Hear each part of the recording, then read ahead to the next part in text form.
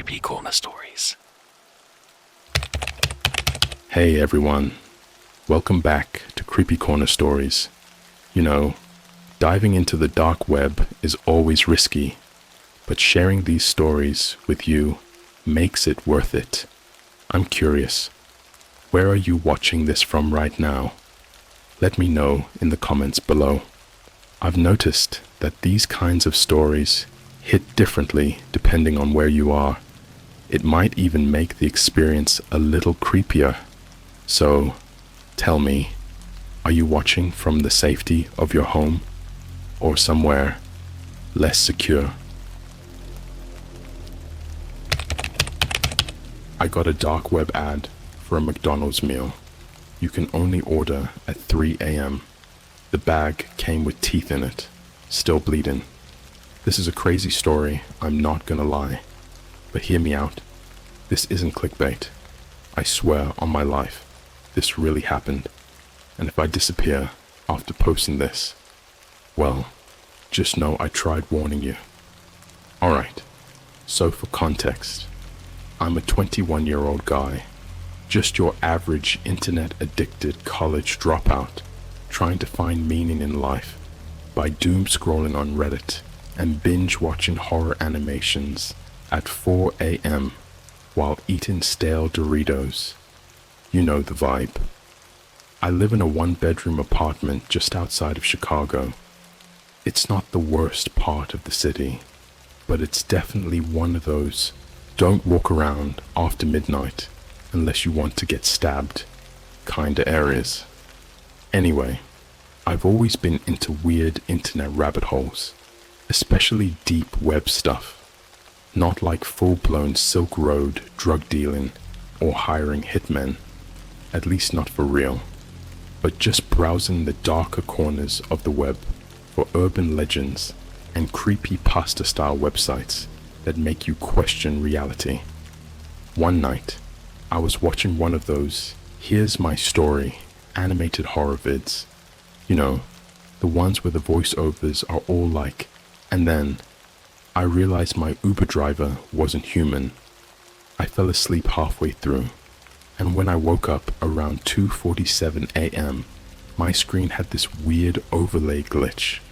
Like, my browser was open, but it looked like static, and there was this strange flicker every few seconds. I thought it was just my laptop bugging out.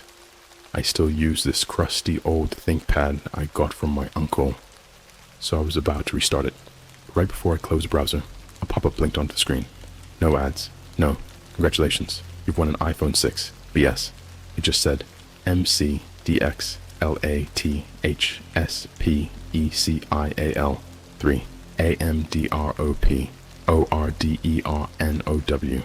Available for 13 minutes only. Do not share this link. Now, I know what you're thinking. Obviously, I should have just slammed my laptop shut and gone back to sleep. But I'm not wired like that. You show me a forbidden link, especially one that has McDeath and a time limit, and my curiosity takes the wheel. The URL was nothing like I'd ever seen, just a mess of random symbols, like %3 equals %5%, Sonot %HH00C. It didn't even start with HTTP, but it loaded like a normal site when I clicked it. The page was pitch black with nothing but a flashing McDonald's logo, but it was twisted. The M was dripping red, like blood, not ketchup. I know what ketchup looks like. This was darker. Below it, there was a single meal option. No customization, no drink choices. It was called the MCDXLATH combo, served fresh from the other side. The description read, all beef patty soaked in the essence of those who linger. Fries cut from root vegetables grown in cemetery soil. A special toy included in every order. Teeth may vary. I laughed at first. Thought it was just some elaborate ARG or horror-themed prank. But then I noticed something. The delivery address field had already been filled in with my address. Not just the street, but the apartment number, floor, even the name of my building's back alley, the one no delivery driver ever uses.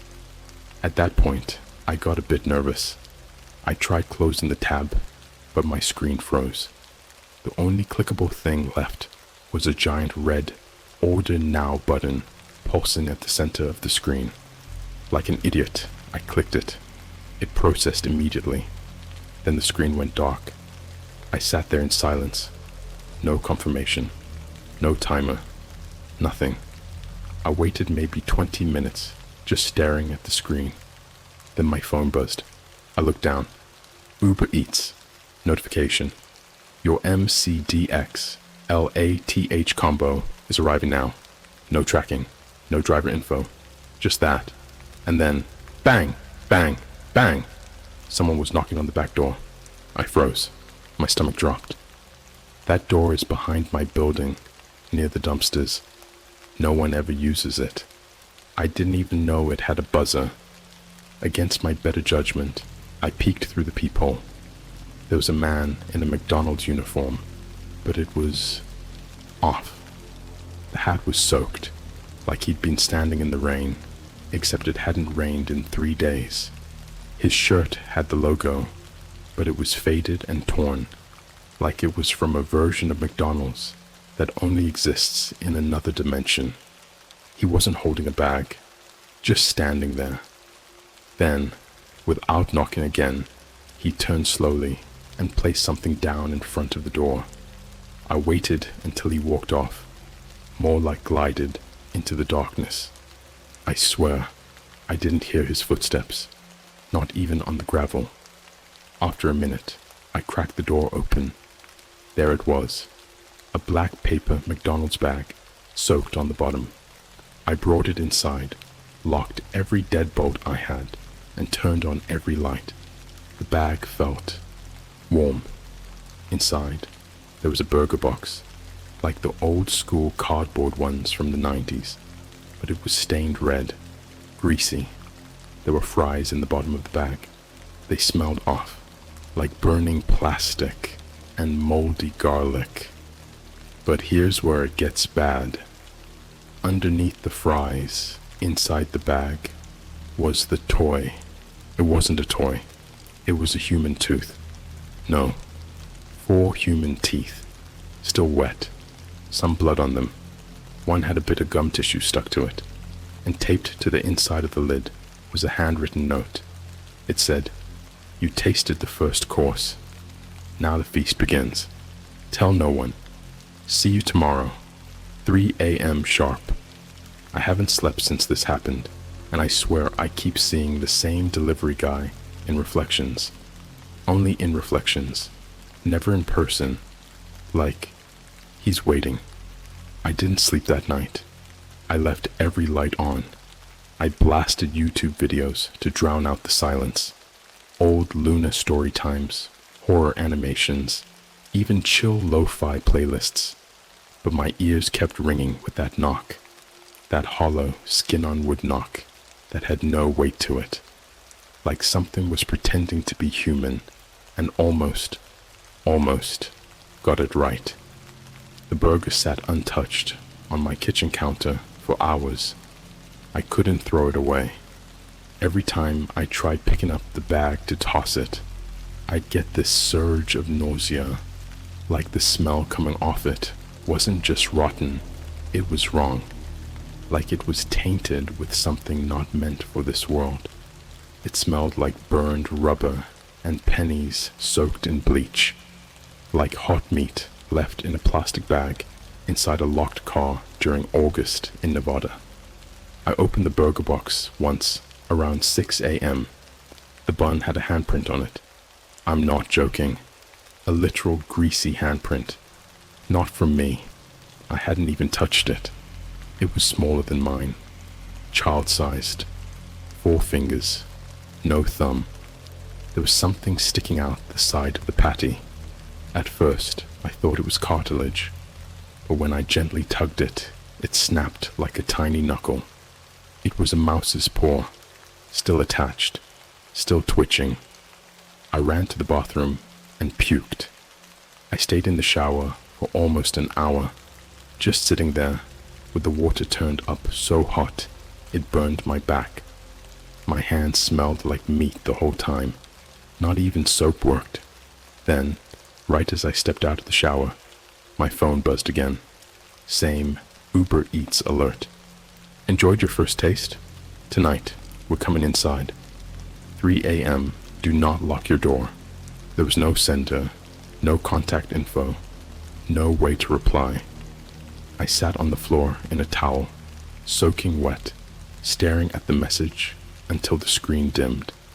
Every part of me screamed to call the cops, but what the hell was I supposed to tell them? Hi, officer. Someone brought me a haunted Happy Meal, and now the ghost of Ronald McDonald is texting me. Still, I wasn't completely stupid. I went to a friend's house later that day. My buddy Josh. He's the type of guy who watches gore videos on Telegram for fun, owns 4 phones, and claims he hacked the TSA once. He didn't. I told him I'd gotten something weird on the dark web and just needed to crash at his place for the night. When I told him it was McDonald's themed, he laughed so hard he spit out his vape. But I showed him the photo I took of the burger. I still had it saved. He stopped laughing. I don't think I'll ever forget the way his face changed. His smile collapsed. His eyes glazed over like he was reliving something. He didn't say anything for a full minute. Then he quietly asked, "Did you eat it?" I told him no. He looked me dead in the eyes and said, "Whatever you do, don't microwave the meat." Then he unplugged his microwave. That night, I tried to sleep in Josh's basement. It was the safest I'd felt in days. He has blackout curtains, LED lights, and a bunch of gaming PCs stacked like a NASA command center. I locked the door, barricaded it with a filing cabinet, even jammed a broomstick between the doorknob and a dresser. I wasn't taking any chances. I still woke up at 2:59 a.m. Not because of sound, because of a smell. The meat smell was in the room. I jolted up, hard hammering, and looked around. The room was dark. Only the RGB keyboard lighting flickered in red and green, the McDonald's colors. I swear that wasn't the color scheme when I fell asleep. Then I noticed the PC tower. It was booting up by itself. Josh wasn't even home. He'd gone to see his girlfriend that night. The monitor turned on with a low hum. A black screen. Then a cursor blinked to life, like someone was remotely typing. "You locked the door. Bad boy. No toy for you." The lights in the room began to dim, one by one, as if something was pulling power from the outlets. I ran for the door and yanked at it, but the broom was wedged tight. I started kicking, screaming. My voice didn't even echo. It was like the sound got sucked into the walls. Behind me, I heard the unmistakable sound of paper crinkling. I turned slowly. The Macbeth bag was on the floor. I hadn't brought it with me. It hadn't been there before. It was freshly soaked. There was a second note attached. This one was printed, like on receipt paper. It read, "You left the meat uneaten. Others paid the price." Attached to the paper was a Polaroid photo of Josh, dead. His mouth was wide open, forced that way, stuffed with burger meat, teeth missing, gums torn, fries jabbed through his cheeks like pins. I don't remember how I got out. I must have blacked out, because the next thing I remember is running through the neighborhood barefoot at 4 a.m., screaming. I ended up in a Dunkin' Donuts off Cicero Avenue, shaking, covered in sweat, asking the teenage barista if he could check if my friend Josh was alive. He thought I was on something. Cops came. I showed them the photo, but it was gone. The note too. I told them to check Josh's place. I even gave them the garage code. They found nothing, except his microwave. Inside, it was a Happy Meal box, melted, and something stuck to the turntable. They sent it to forensics. It was a tongue. Human. I haven't gone home since. I've been living out of a Motel 6 near O'Hare. I tossed the original McDeath bag in a gas station dumpster and bought a burner phone. I haven't used the internet, haven't opened my laptop, but this morning, just after I cracked open the complimentary plastic-wrapped muffin they give you at the motel, I found something tucked between the wrapper and the cardboard tray. Another receipt. It said, "You're on the kids' menu now. Final course served tomorrow, 3 a.m. Don't be late, or someone else will eat for you." Written in mustard, no joke, was my sister's name, and a line beneath it, "Happy meal for 2. I'm going to try something tonight. If I make it out, I'll upload part 3. If not, check your microwave. If you smell meat, it's already too late. 3 a.m. The motel clock glowed red like a wound in the dark. I didn't blink once. I'd been sitting in the same spot for hours, motionless, barely breathing, my eyes fixed on the microwave in the corner of the room. I hadn't eaten. I hadn't moved. The TV had been on mute for hours, frozen on a rerun of The Price is Right that no one had asked for. And then, right as the second digit on the clock flipped to 0, I heard the knocking. Not at the door, not on the walls, inside the microwave. 3 slow, deliberate knocks from the inside. I didn't scream. I didn't move. I just watched as the microwave door slowly creaked open on its own. No wind, no faulty spring. It opened the same way you'd pull the lid off a coffin, like something dead and heavy was waiting inside, barely contained. There was nothing inside, just the smell. A thick, sickening rot, like melted flesh, and warm metal, like hair caught in fire, like decay pressed through a coffee filter. The room spun with the weight of it. My stomach felt like it was turning inside out. Then the phone rang. Not my burner. The motel phone, the one bolted to the nightstand like a prop from a 1992 crime scene. I picked it up, not because I wanted to, but because I couldn't not. Something about that sound paralyzed me.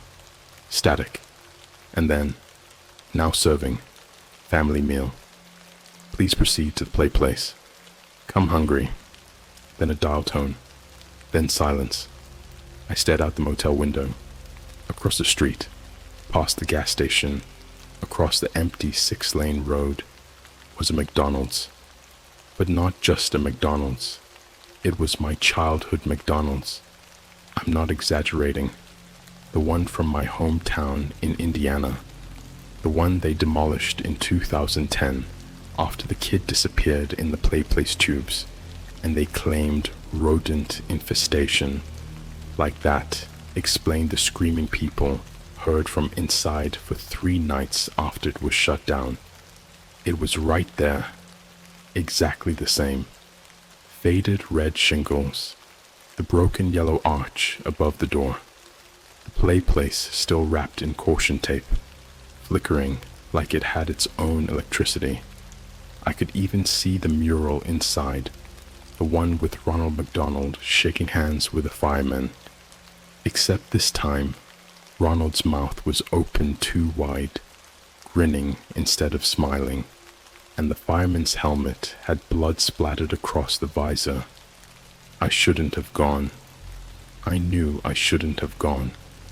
But my sister's name was on the lost receipt, and I hadn't heard from her since yesterday. I crossed the street barefoot, in motel pajamas, shivering even though the air was dead still. The McDonald's had no lights on inside, except the ones flickering in the play place tunnel, like broken neon veins. The front door was unlocked. No bell jingled. No employee in sight. Just the sound of a broken ceiling vent spinning lazily above me like a carousel of flies. The menu boards were blacked out. Everything smelled like grease, rust, and something else I didn't want to identify. And on the front counter was a new Happy Meal box. This one wasn't red. It was white, soaked through in the bottom, heavy. A note on top. Play place access required for collection. Please do not remove the bag until the game is complete. I picked it up. The box let out a wet squish. It twitched. I held my breath. Opened it. Inside was a cassette tape, labeled in Sharpie. Home video, 1998, Jasmine's birthday. That's my sister's name. She was 3 years old in 1998. I remember that party. We had it at the exact McDonald's I was standing in. The play place had been under renovation that year. I remember that too. We weren't allowed inside the tubes. We thought it was boring, but Jasmine snuck in anyway. I remember Mom losing her mind, screaming, yelling for the manager. The party ended early, but Jasmine came out smiling, clutching a toy she said the man in the slide gave her. We didn't ask questions. I don't remember walking to the play place. I just remember being there. The ball pit was deflated, dry. The plastic balls were melted into lumps like tumors. The tunnel slide looked longer than it should have been, like it was stretched, sagging under the weight of something unseen inside. But the hatch was open. A blinking red light shone inside. The tape was still in my hand. I looked up. There was a TV mounted above the slide, an old boxy CRT with a built-in VHS player, dusty and yellowed from age, the kind you'd find in a school nurse's office in 1994. I put the tape in. The screen crackled to life. Footage, home video footage, a birthday cake, balloons, a McDonald's party room, me, aged maybe 5, holding up a plastic cup of high C like I'd just won the lottery, and Jasmine, in her party dress, smiling, then static, and a different angle. The camera was low now, hidden, behind the play place, filming her from the inside as she entered the slide. She giggles, crawls in, another cut. The camera moves, deeper now, inside the tunnels, but not handheld, not shaky. It was mounted, like the whole tube was lined with hidden surveillance. The footage glitches. Then, frame by frame, you see something crawl up behind her. It doesn't make sense. It's not even shaped right. Long, thin, too many elbows, wearing a McDonald's crew shirt, but stretched over a body that slithers more than walks. Jasmine doesn't scream. She just stops moving, like something touched her brain and turned it off. The thing cradles her, pulls her backward, into the dark. The footage goes black, then a final frame. Still image. Jasmine, eyes open, face slack, sitting in the ball pit. Every ball around her replaced with teeth, some still bleeding. Then the screen flashes red. You didn't eat your meal, so now you're on the menu. The tape ejected on its own, and I smelled it again. The meat. But it was closer. Not from the microwave. From inside the play place tunnel. The tunnel entrance was still open, the red light blinking. I didn't crawl in. I refused to. I ran. Out of the play place. Out of the building. Back across the street. I made it halfway to the motel before I stopped, because I saw the motel lobby lights were off. and the front desk was covered in grease. The clerk's name tag was sitting on the floor, still pinned to a flap of shirt. That's all that was left of him. The hallway lights buzzed with flickers of red and yellow. The door to my room was wide open. Sitting on the motel bed, perfectly scented, was another Happy Meal box. Still warm, dripping. No note this time. Just something written directly on the box in ketchup. One bite, and she lives. Refuse, and she becomes the next toy. The Happy Meal box sat there, like it was waiting for me to accept a contract. Still warm, still dripping, still humming. Yes, humming. A low, meat-thick vibration, like the box itself was growling. It vibrated slightly, pulsing like a heartbeat, like it wasn't food, but alive. The words scrawled across it in ketchup were already congealing into a scab. One bite, and she lives. Refuse, and she becomes the next toy. And then, taped underneath, a single Polaroid of Jasmine, naked, vacuum sealed in one of those cheap plastic bags they use for preserving meat. Her eyes were open, her lips were split. The veins in her cheeks were burst, like she'd been screaming inside the vacuum. You could still see her trying to claw through the bag, but her fingernails had been filed off, just stumps pressing against the plastic. There was a toy wedged between her teeth, a tiny grinning Ronald McDonald action figure jammed sideways in her throat, like it had been fed to her while she was conscious. I dropped the photo and dry heaved until blood came out. Then the box twitched again. It knew I was hesitating. I didn't want to eat it. Of course I didn't. But this wasn't a movie. There was no clever trick, no magic loophole. This was ritual, and I'd already walked too far into it. So I peeled the box open, hands trembling. Inside was the burger, but it was no longer pretending to be meat. It was pulsing, veined, wet like a tongue. Not cooked, living. The bun was soft and hot, like freshly flayed skin, still steaming. The patty twitched every few seconds, oozing something thick and black that sizzled when it hit the box. There was no lettuce, no cheese, just a chunk of human molar embedded in the center, like a toothpick. It blinked. No joke. The patty had a flesh eye under it. It blinked, looked up at me. I passed out. When I woke up, my hands were covered in blood. The box was empty. I don't remember eating it. I don't want to remember eating it. But it was gone. And sitting on the motel room desk was a receipt, printed on the same waxy thermal paper all McDonald's receipts use. At the top, order number 000, Josh M. C. D. X. L. A. T. H. Final course complete. And at the bottom, you now belong to the franchise. I started coughing, hard, violently. My ribs cracked under the pressure. Something was caught in my throat. I ran to the bathroom and hacked until blood sprayed across the mirror. Then, plop. Something fell out of my mouth into the sink. It was a ball pit ball, but hollow, made of skin. And when I cracked it open, something spilled out. A tiny name tag. It said, Employee, Jasmine, serving since 1998. Smile or bleed. I ran. Out of the motel. Out of the city.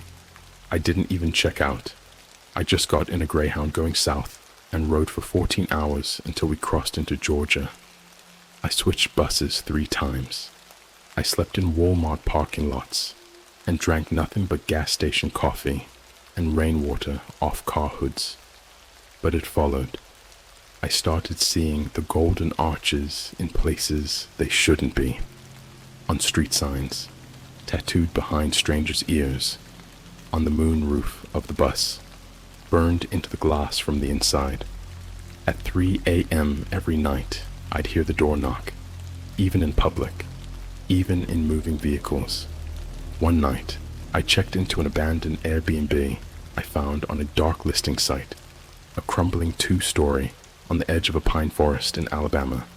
No Wi-Fi, no phone, no appliances, and still, the microwave turned on at 3 a.m. by itself, with nothing inside, except a note. Training starts tonight.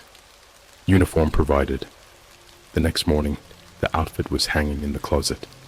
A McDonald's uniform, perfectly my size. Pressed, clean, smelling like cooked blood and warm plastic. I burned it in the fireplace. 10 minutes later, there was another knock at the door. A duffel bag had been left on the porch. Inside, 4 more uniforms, each one darker than the last. The final one was jet black, no logo, just the words embroidered in white on the breast pocket. Manager on duty. I haven't worn it. I won't. But I know, once I put that on, there's no coming back. I'm not sure what happens if I refuse the next step. But every day, new things are changing. My fingernails are growing backwards. My pupils are yellowing. I woke up yesterday and found a toy whistle jammed between my back molars. I never put it there. It was already whistling when I opened my mouth. Last night, I coughed up a plastic ketchup packet. Not the normal kind. This one had a label. It said, "Soul sauce for internal use only." This isn't just some cursed burger. It's a recruitment system. It's not food. It's initiation. They don't kill you. They digest you. They marinate your memories, hollow you out, and when you're empty enough, they put you in the uniform. That's what the toys are. That's what the play place really is. It's not a jungle gym. It's a grinder.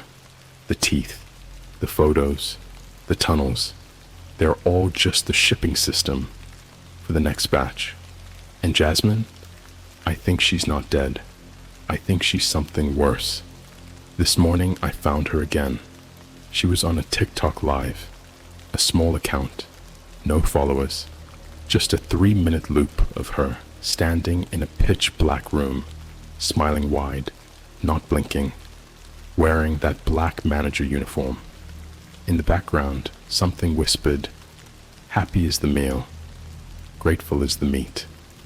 One more course remains." If you hear Ronald laughing inside your fridge at 3 a.m., don't open the door. He's not looking for ketchup. He's looking for you. There is no "I'm fine" anymore. No escape.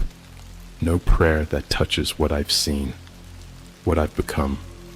I wrote this final part in the bathroom of a closed McDonald's, somewhere off Route 54 in Kansas. I broke in through the drive-through window at midnight. I smashed the monitors, tore down the Employee of the Month wall.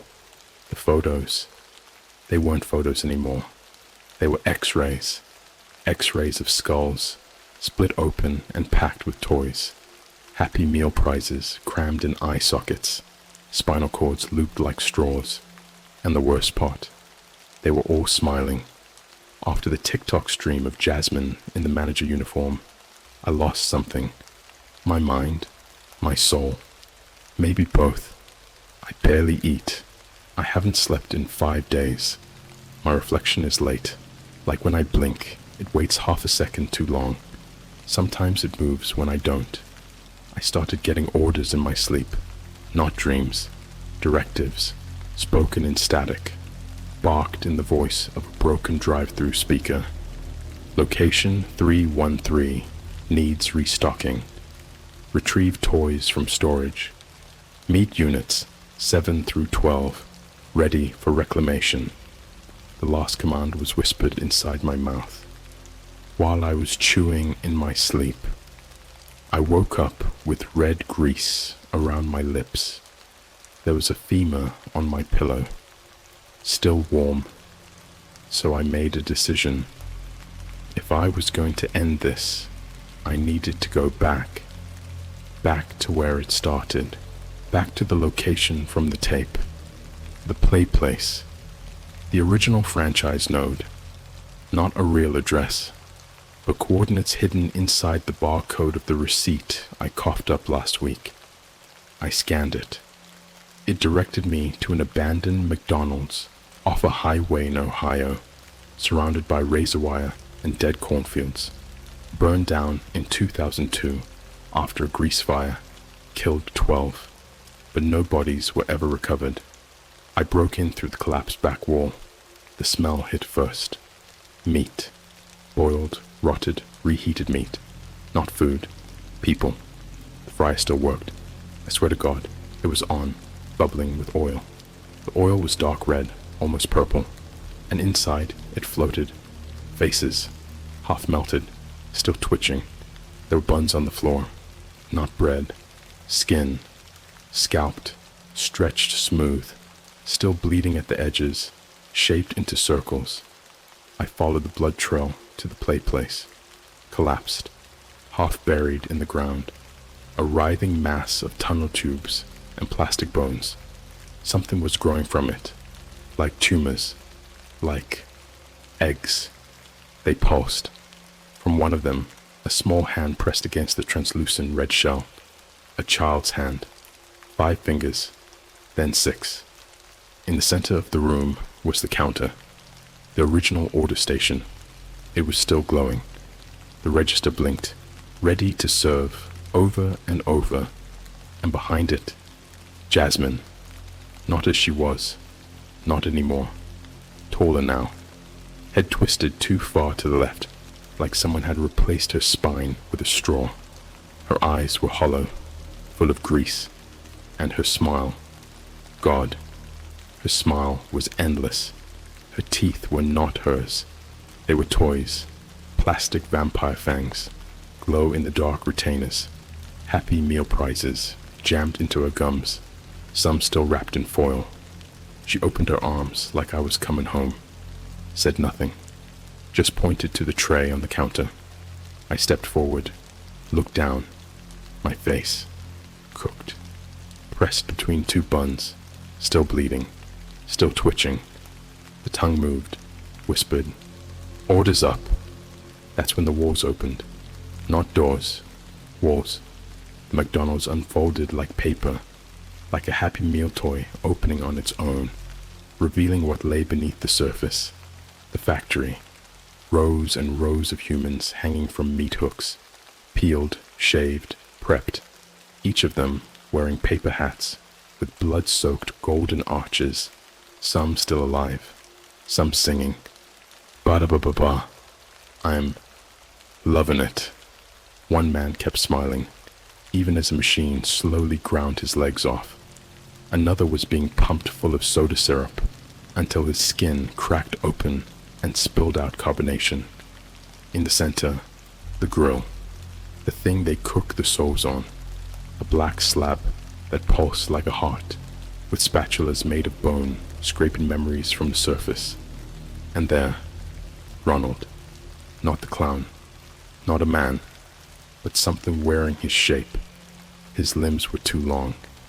His face wasn't painted, it was fused. Flesh twisted into a mockery of joy. His shoes weren't rubber. They were faces stitched into souls. He moved like wet spaghetti, slapping across the floor as he approached me. He didn't speak. He screamed. A scream that didn't come from his mouth, but from every Happy Meal bag in the room, as if each one was a mouth echoing him. I collapsed. And then he handed me a visor. The same black visor Jasmine was wearing. One final name tag. Now, hiring, regional manager. Feast or franchise. The choice is an illusion. That was 3 hours ago.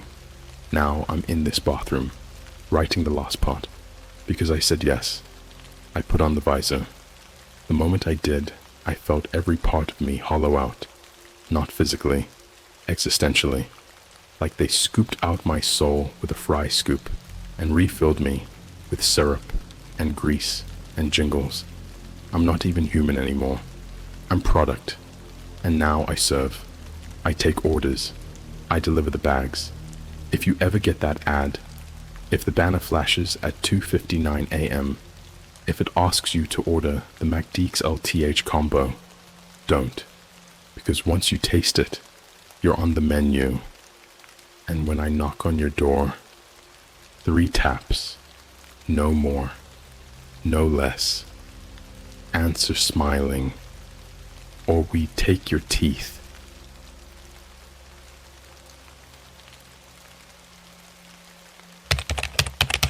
I watched a dark web livestream of a government lab. They were cutting something open that screamed like a child, but it had no mouth. Alright, so, this is gonna sound insane. I am actually insane, but I swear on everything, this happened. I'm not trying to go viral or get clout.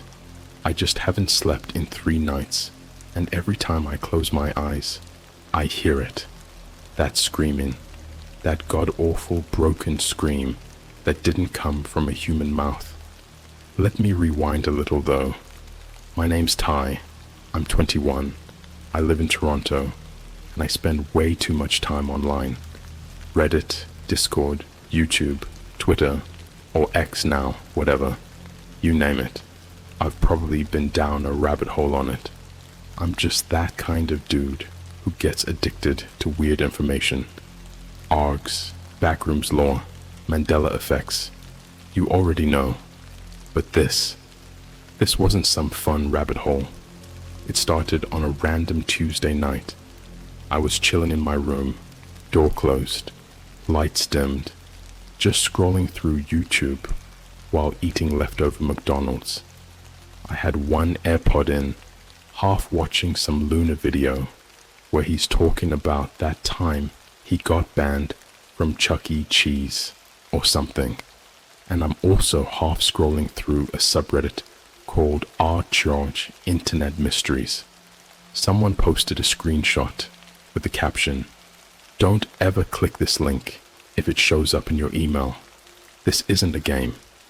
There was no link in the post itself, just a blurred out screenshot of a weird, glitchy email. All glitch text, weird symbols, and what looked like a broken QR code. Naturally, me being me, I went full detective mode. I reverse image searched the screenshot. Nothing. I ran the glitchy symbols through a cipher translator. Nothing. But the comments were blowing up. People saying stuff like, "I got that email too." My webcam turned on by itself after. My dog barked at my screen the moment I opened it. That screaming still won't stop. The vibe wasn't like ARG core roleplaying. This was different. Like the panic was too raw, too real. Now here's where I majorly screwed up. About 2 hours later, I get a random email in my spam folder titled, "The Observer is watching." No sender name, no subject. Just that weird title in all caps, and a short message that said, "We see you like to watch. Let's see how long you last." Then a link. No explanation, no file, just a raw link that ended in .onion. Now, I'm not new to the deep web. I've used Tor before to browse weird forums, check out old school creepypasta links, that kind of thing. Nothing illegal, just curiosity. You know how people always say, don't mess with the dark web unless you know what you're doing. Yeah, I didn't know what I was doing, but I clicked it anyway. Tor booted up. I pasted the link. The screen went black for like 5 seconds. Then it loaded. It was just a live stream. No sound at first. A dim, flickery video feed showing a sterile white room, like one of those high-security science labs you see in movies. Think Stranger Things meets the backrooms, but way more industrial. Rust on the walls, cold LED lights buzzing. 2 figures in hazmat suits were standing next to a metal table. Something was lying on it, covered in a black sheet. The stream had no labels, no watermark, nothing, just the numbers in the corner. Live 001342. I should have clicked off, but I didn't.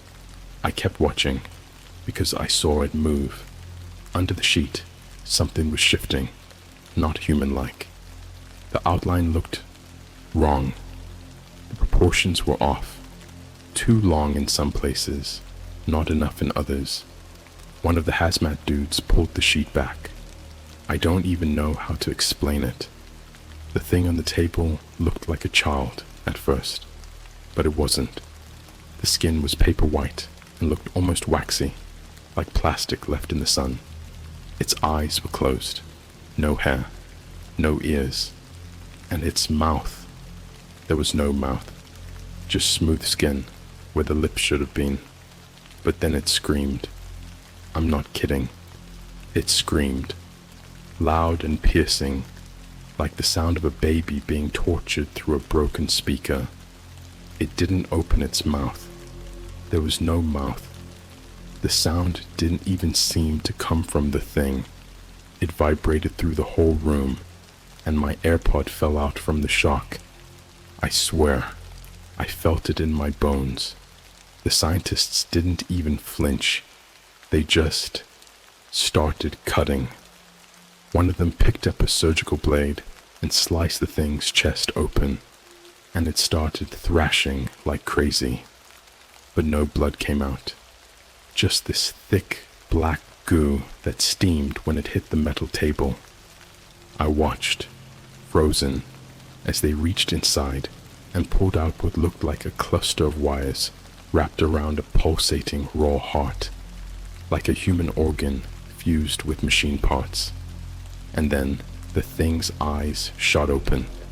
It looked right at the camera. I slammed my laptop shut.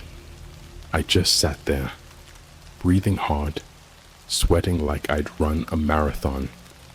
I told myself it was fake. It had to be fake.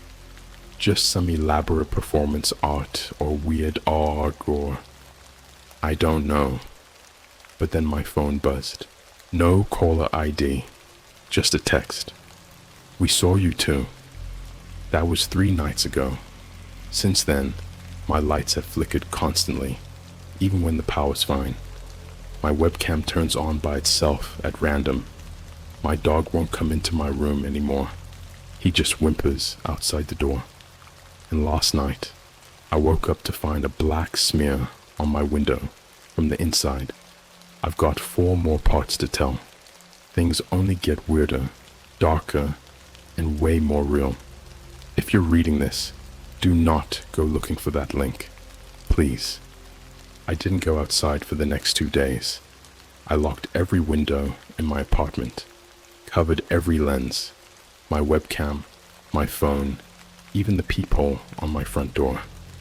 I unplugged my Wi-Fi router, turned off Bluetooth, even removed the battery from my old Echo Dot. I was on pure paranoia mode, but none of it mattered, because when I opened my laptop again, just to delete my browser history and nuke the Tor browser, I noticed a folder on my desktop. It wasn't there before. I know it wasn't there. The folder was called Do Not Open Thai, my real name. It used my actual first name, not the username I used on Reddit, not my Discord handle, my real legal name. I felt my stomach drop, like I had just swallowed glass. I didn't even click it at first. I just stared at it for a full minute, frozen. Then I hovered over it and checked the timestamp. Created 3:17 a.m. Modified 3:17 a.m. That same hour, I woke up last night to the black smear on my window. Against every instinct I had, I opened the folder, just to see if it was something explainable, something stupid. A virus maybe, a prank, anything that made sense. It only had one file inside, lab feed recovered footage .mp4. My laptop fan kicked on like it was about to take off. The file was big, almost 6 gigs, for a single video. I opened it in VLC, And what I saw, what I heard, I'll never forget for the rest of my life. Not in dreams, not in therapy, never. The video starts with static, not the normal kind. This was wrong. The colors pulsed in weird reds and yellows, like bruises under skin. There was something rhythmic behind it, like breathing, wet, labored breathing. Then the image cuts in. It's the same lab I saw before, but now the camera isn't from the wall.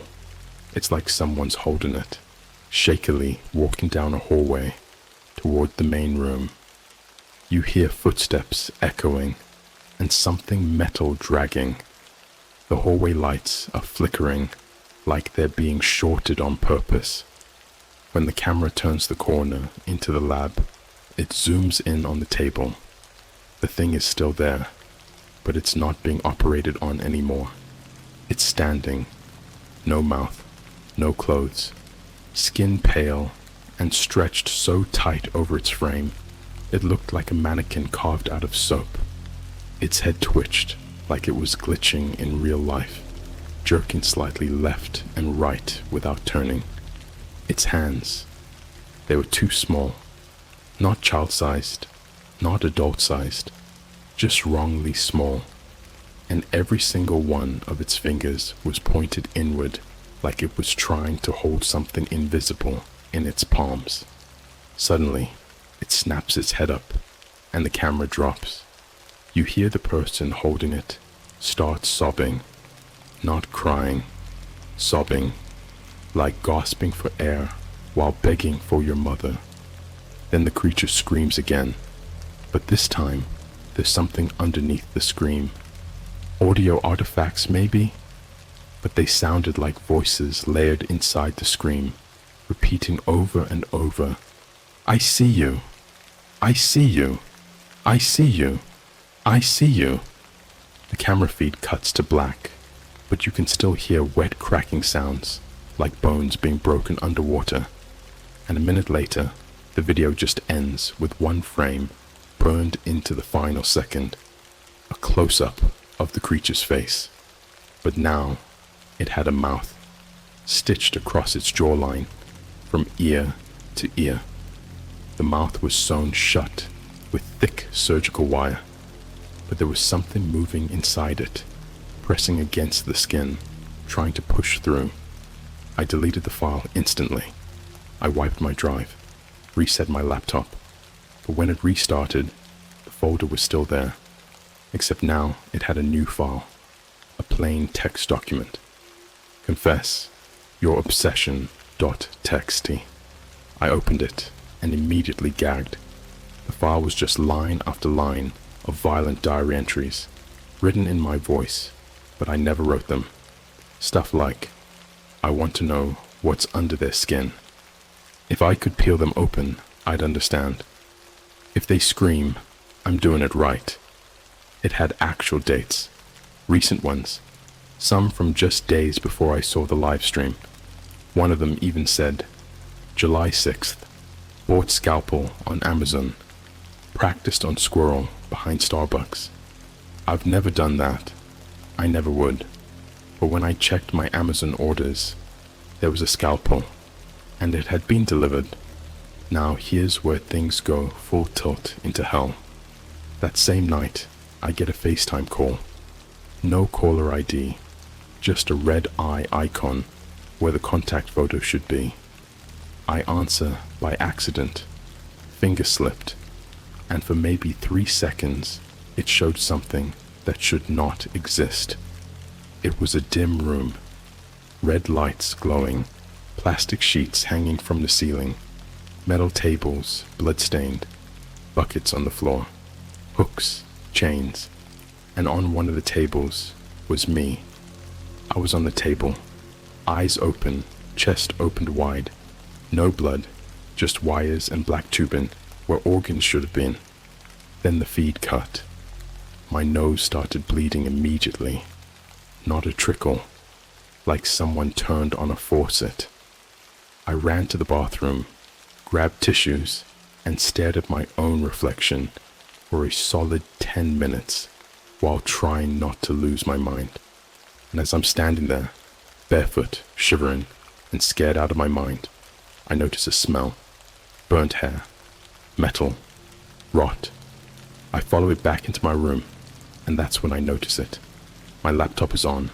I didn't turn it on. It's streaming again.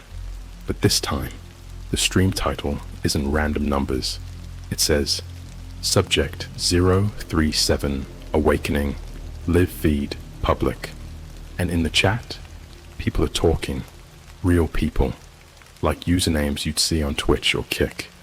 Comments flooding in. It's moving! Holy shut. It looks real this time. Wait. Is that a person in the corner? Yo, is this in Canada? That looks like a Toronto license plate. 10 out of 10 ARG, bro. Keep it up. They thought it was a game, an experience, entertainment, but the stream was inside my apartment. I recognized the corner, the angle, the posters on my wall. They were watching me. I unplugged everything, smashed my laptop, threw my router out the window. But something's still here, still watching. The black smear on my window. It's spreading. It's not dirt. It's like ash soaked in oil, and it's forming symbols now. Something like a language. Lines that loop into circles. Barbs like thorns. All curling inward like it's spelling my name. My phone vibrated just now. One new notification. Upload complete. You are live. Don't watch anything that calls out to you, especially if it knows your name. I don't even know what day it is anymore. I haven't slept since the stream. I unplugged my TV, crushed my SIM card with a hammer, and threw my smart devices into the lake behind my apartment complex. Still didn't matter. They found another way in. This part of the story isn't about live streams or weird folders. It's about what happens after, when whatever's watching you finally decides to show itself outside the screen, because something came through. After I smashed my laptop and tossed everything connected to the internet, I packed a bag and left. Took my mom's old Jeep, filled it with Red Bulls, gas station jerky, and every dumb survival knife I'd collected from those YouTube bug-out bag videos. I drove west through Ontario, crossing into some nowhere town outside Thunder Bay. The kind of place with a single gas station, one flickering streetlight, and a motel where the front desk has to manually unlock your room door with an actual key. That's where I was when I found the body. My body. It was maybe 2 a.m. I'd just left the motel to grab a Coke and clear my head. I walked past the gas station, around the side toward the dumpsters. That's when I smelled it. Copper, hot meat, stale breath. It wasn't roadkill.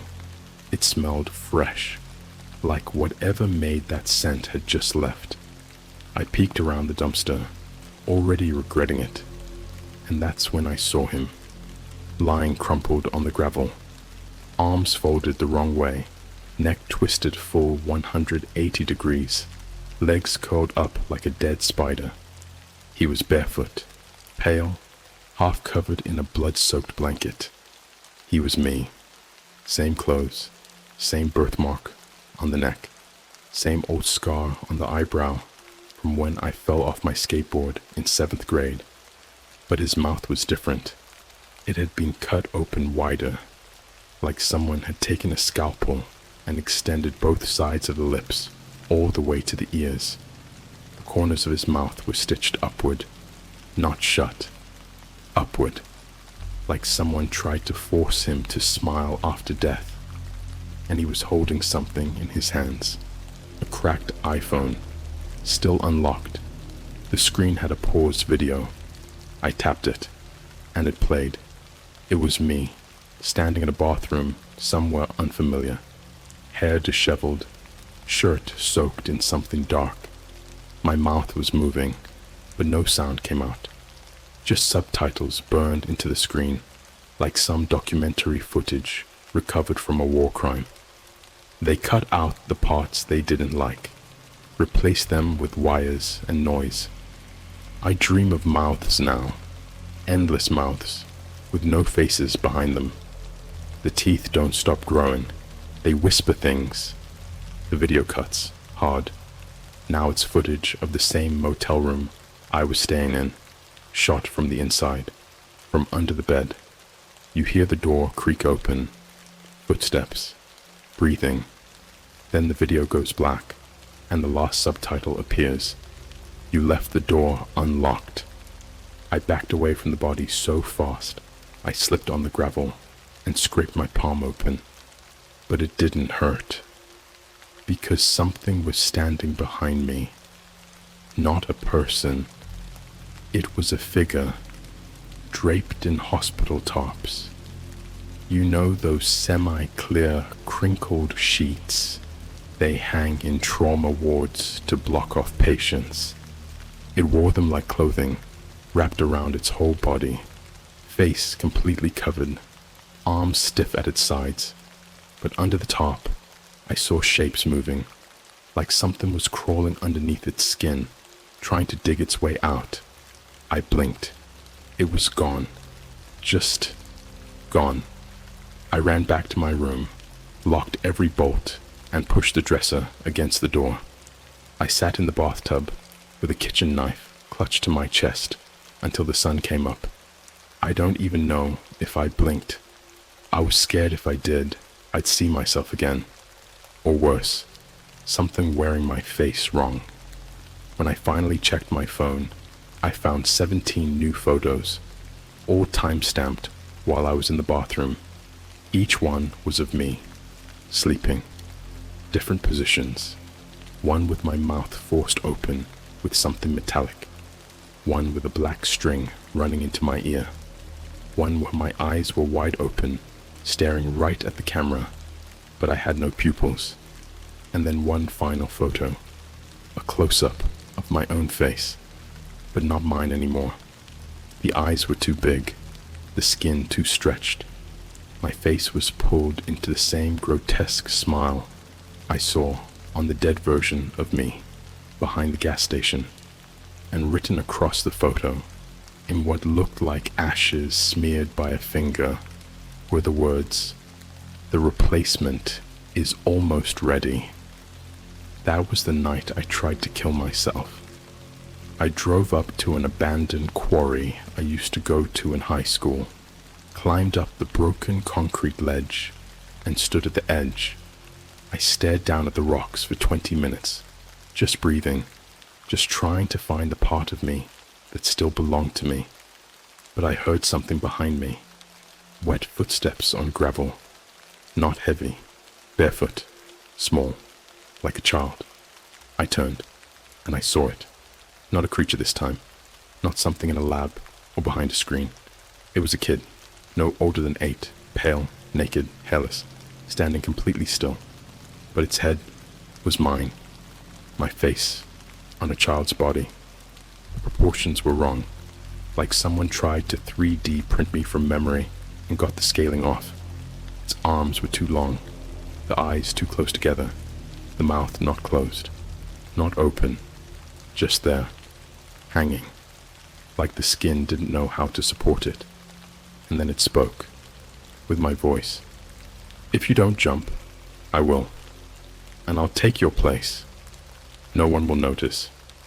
You're already rotting." And that's when I saw what it was holding behind its back. A tongue, fresh, human, still twitching. It smiled. I blacked out. I don't remember falling, or running, or driving back. I woke up in the back seat of my Jeep, covered in dirt and scratches, with that thing's face burned into my memory. Since then, the world hasn't felt real. Not like a dream. Worse, like a simulation glitching. People around me don't move right.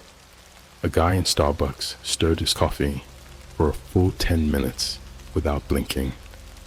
A woman at the grocery store opened her mouth too wide when she yawned, and her tongue just stayed out, hanging like it was waiting for something to grab it. The streets are too quiet. The static on TV whispers at night, and I swear the shadows on my ceiling form teeth when I'm not looking directly at them. Something is replacing us. Every time I look in a mirror now, I see tiny differences. My left eye twitches when it never used to. My jaw doesn't line up right in photos. I keep waking up with blood on my hands and no wounds on my body. And today I noticed something worse. There's a seam running down the middle of my chest, like something's been stitched closed. But if you're reading this, check your camera roll. If you find a photo you don't remember taking and your mouth looks just a little too wide, it's already started. I haven't spoken to anyone in 6 days. Not in person, not online.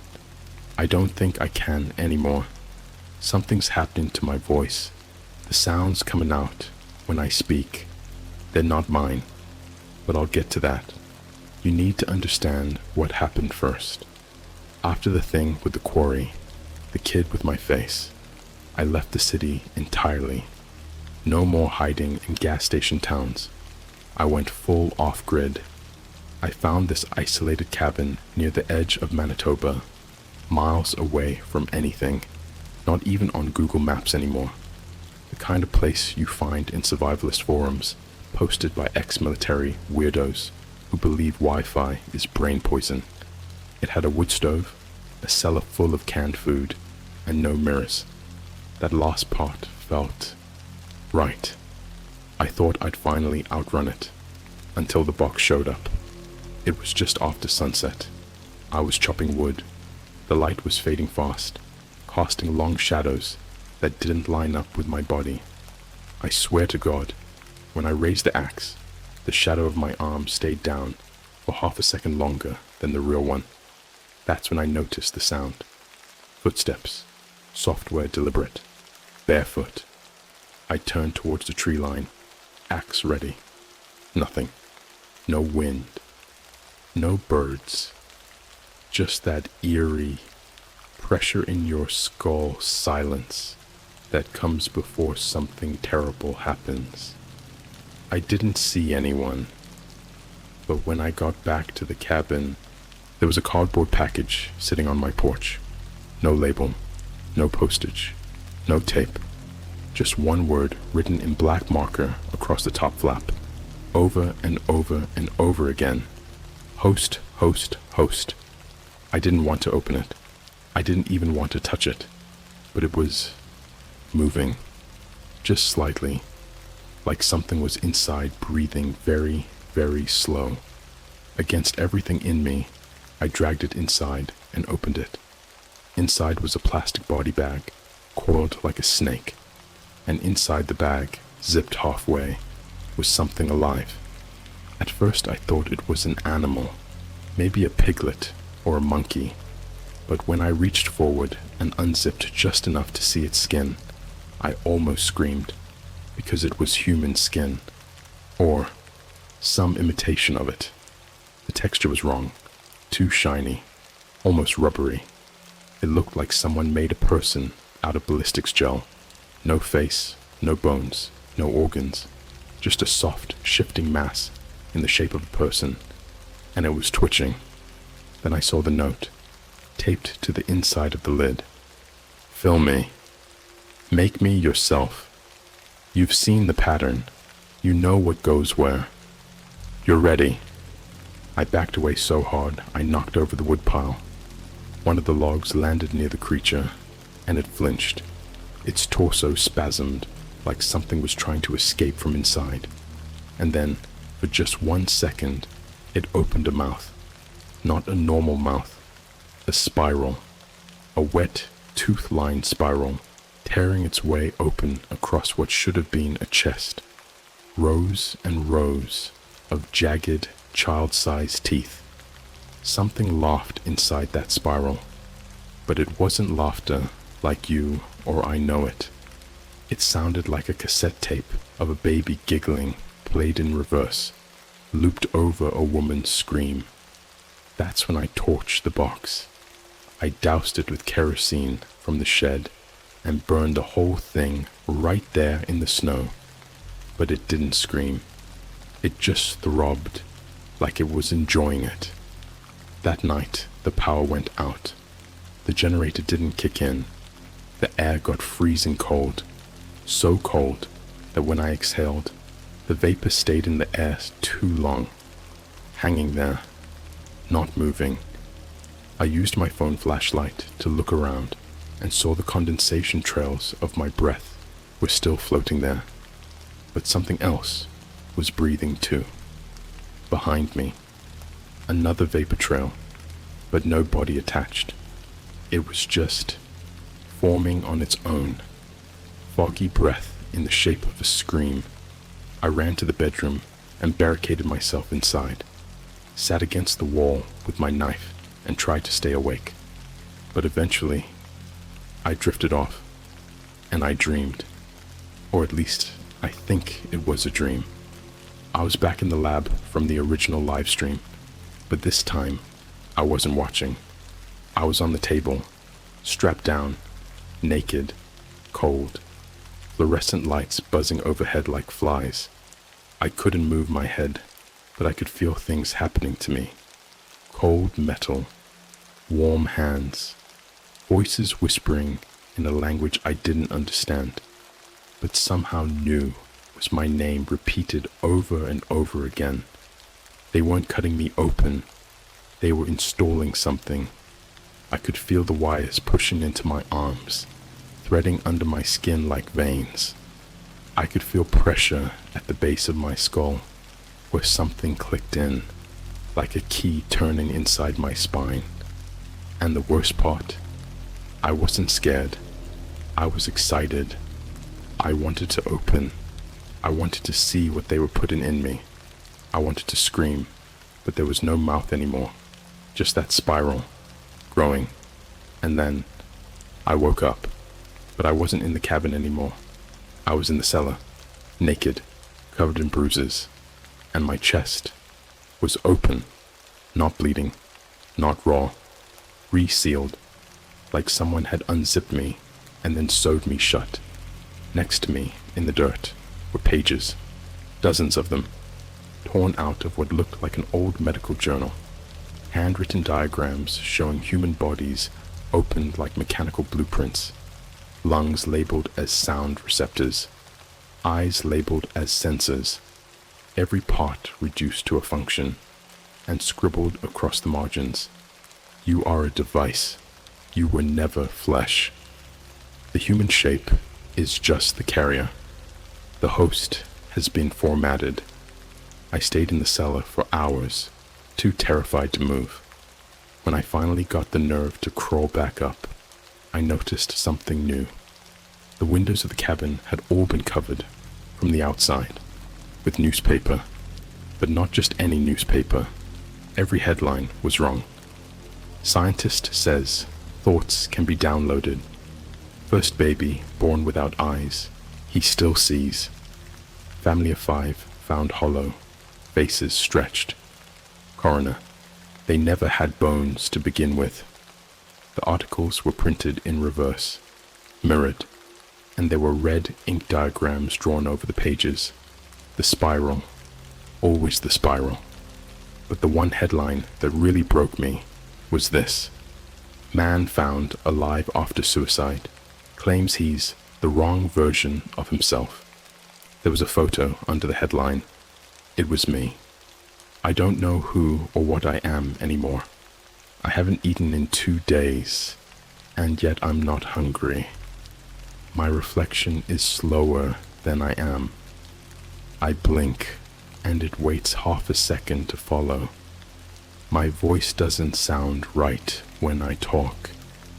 And worst of all, my mouth has started to close on its own, not like I'm losing control, like the skin is healing over it. I tried to scream earlier, and it came out as dial-up static. a long choking dial tone, like something trying to connect to a server through my lungs. They're changing me, piece by piece. I'm not scared anymore. That's what really terrifies me, because whatever they're putting inside of me, it wants this, it wants out.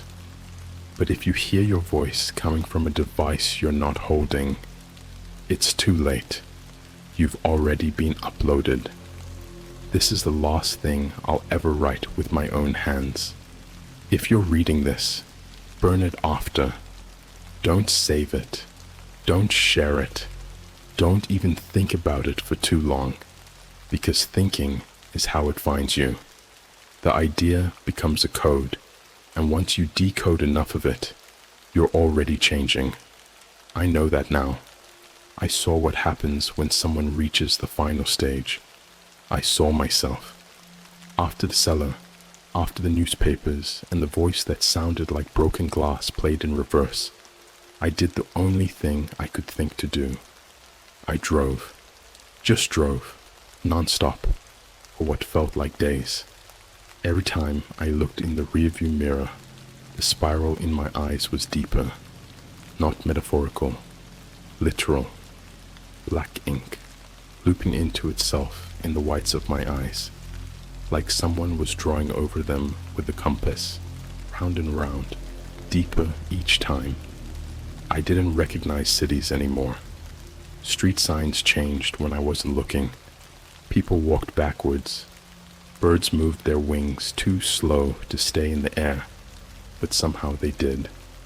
I passed a McDonald's with no windows, just a red door, and the sign out front said, "Welcome, host body. Your shift starts soon." I didn't stop. I didn't even breathe right, because I wasn't sure I still had lungs. I don't remember arriving in Chicago. All I know is that's where I was when it all broke apart. I parked on the top level of an abandoned parking garage, sat in the back seat, and finally gave in. I turned my phone back on, and somehow, it already had signal.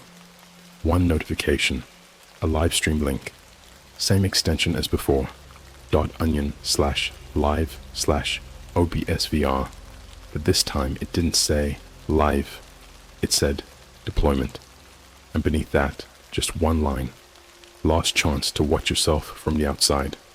I tapped it. The screen went black. Then the video loaded. It was me. Or, not me. Not anymore. I was walking into a Starbucks, but not how I remember myself. This version of me had perfect posture, clean mechanical movements. He smiled at the barista with too many teeth, like the corners of his mouth were splitting just enough to let something peek through. His skin looked reapplied, like it had been stretched over something just a little too large, tugged tight across the skull. He walked like he was wearing a costume made of me, and the people around him didn't even flinch. They talked to him, laughed, ordered their coffee like they didn't see what was wrong. But I did. His hands had no nails, just the impressions of them, like someone sculpted fingers and forgot the detail. When he paid, he held his phone up to the scanner, and the screen glitched. The barcode flickered into a spiral for a single frame. The barista scanned it anyway, and then the camera in the stream panned to the corner. There I was, me, real me, standing just outside the window, face pale, eyes bloodshot, spiral eating into the whites like mold, shirt stained, chest scarred, and zipped shut like a reused bag. I was watching him through the glass, screaming, but no sound came out. That's when I understood. I had been replaced, not by force, not overnight, not by a clone or a monster or a demon. Number. That's not how it works. They record you. Every movement, every behavior, every instinct, hesitation, fear, twitch, craving, memory. They catalog you like data, and then they build a better version. The stream didn't stop there. It cut to a new location, a laboratory, different from before, darker, dirtier, red emergency lights spinning overhead, and there were dozens of body bags, all twitching, some laughing, some crying, some trying to unzip themselves from the inside. I saw my face on 3 different ones, each slightly off. One had eyes too far apart. One had a smile that reached to its collarbone. One had no face at all, just a spiral made of flesh where the features should have been. And in the center of the room was a mirror, but it wasn't reflecting the lab. It was reflecting my motel room. I dropped my phone and ran. I didn't even know where I was running. I left the car behind, left everything behind. I ended up in a Greyhound station. I hadn't spoken aloud in so long, I forgot how my voice used to sound. I bought a ticket with cash, sat in the back corner, and tried not to move. There were other people there, but they didn't feel real. One guy kept blinking on a loop, exactly every 4 seconds. One woman was rubbing her temples, but her hands never moved. A kid stared directly into the fluorescent lights without blinking for 10 full minutes. I couldn't take it anymore. I went into the bathroom and looked in the mirror, and that's when I knew it was over, because I smiled, not out of happiness, not out of fear, but because I finally felt aligned, like something had finished configuring, like I had been installed. I lifted my shirt slowly. The seam across my chest was gone. In its place was something that looked like a speaker. No, not exactly. A grill, like a vent. And behind it, I could hear something breathing. Not me. Something inside me. Breathing. Waiting. And when I opened my mouth to scream, I didn't hear my own voice. I heard the sound from the original live stream. That awful, childlike, stitched-up scream, echoing out of my throat like I was just the shell. I left the bus station in a daze, walked 10 blocks in silence. People passed me and nodded. One man even said, "Good to see you again." He didn't know it wasn't me. None of them do. The replacements, they don't just copy you.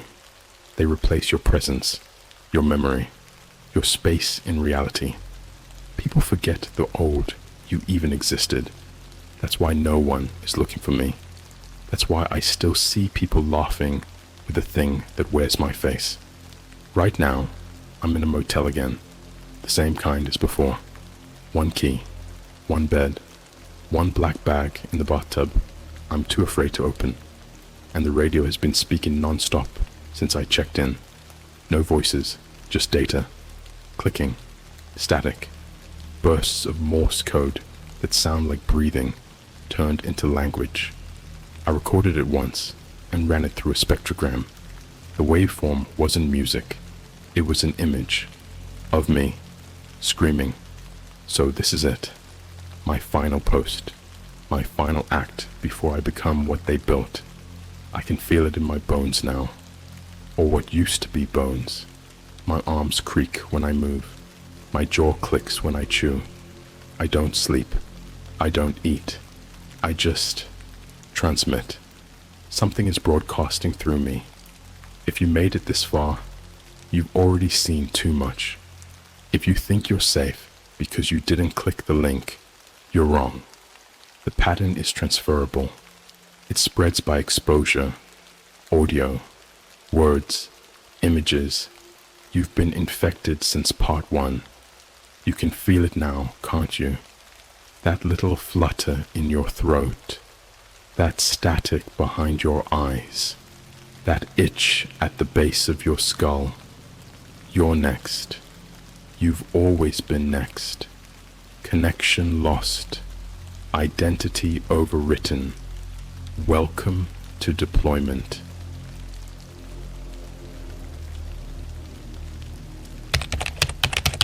found a Nike hoodie on the dark web that was worn during a ritual. It smelled like burnt hair and screamed when I threw it out. So, I don't know how to start. I'm gonna say this off by saying I'm not some edgy Reddit kid trying to make a fake horror story. I wish this was fake. I really do. Because what happened to me over the past 3 weeks, straight up, ruined how I look at reality. Like, stuff you think only happens in movies, or those scary animation YouTube channels.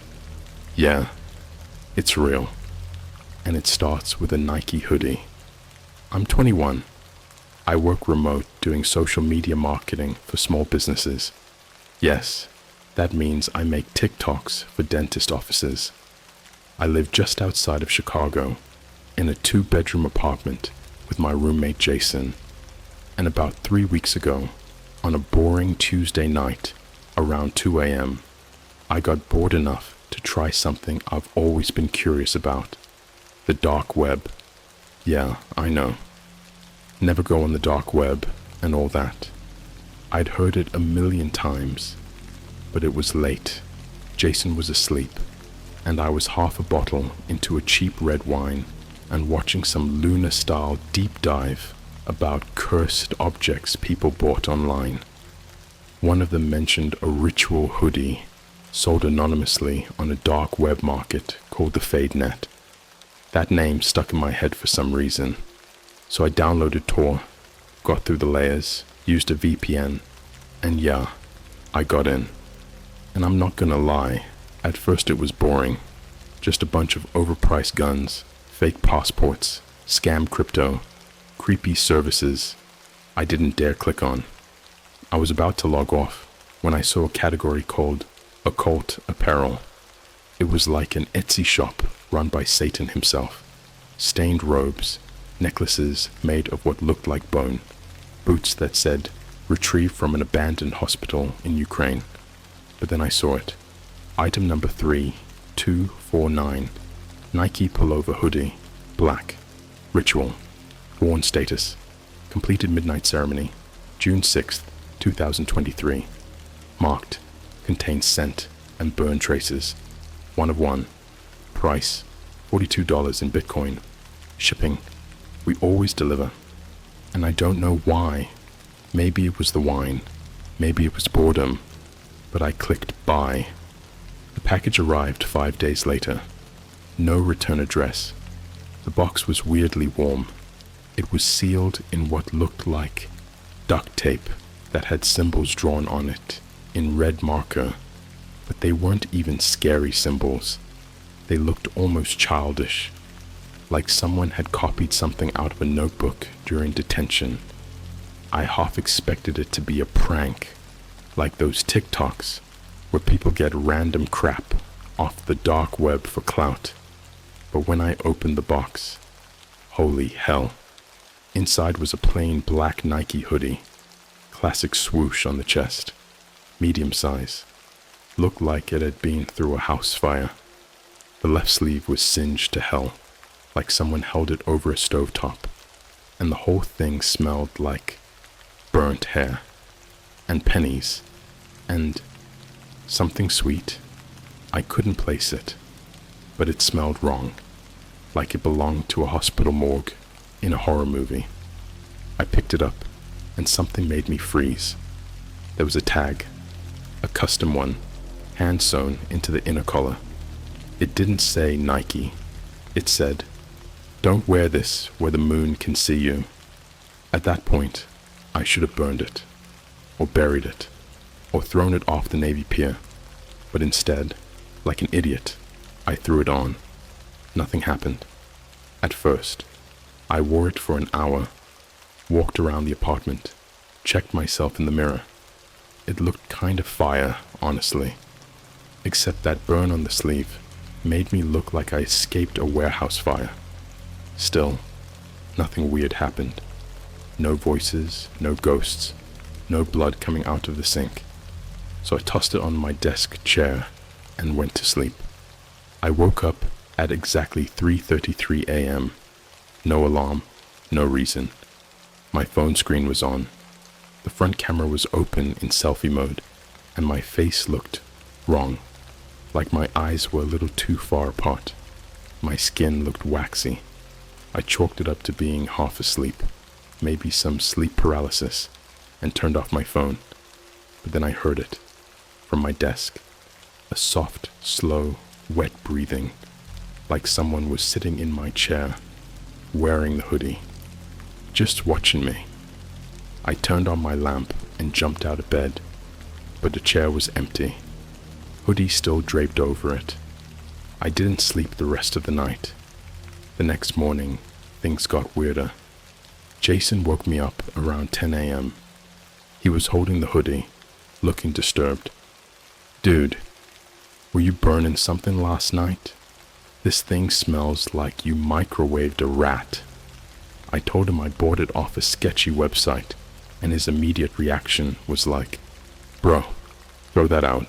That's some Annabelle type shorty." So I did, or at least I tried. I took it outside, tossed it in the apartment dumpster, and came back inside.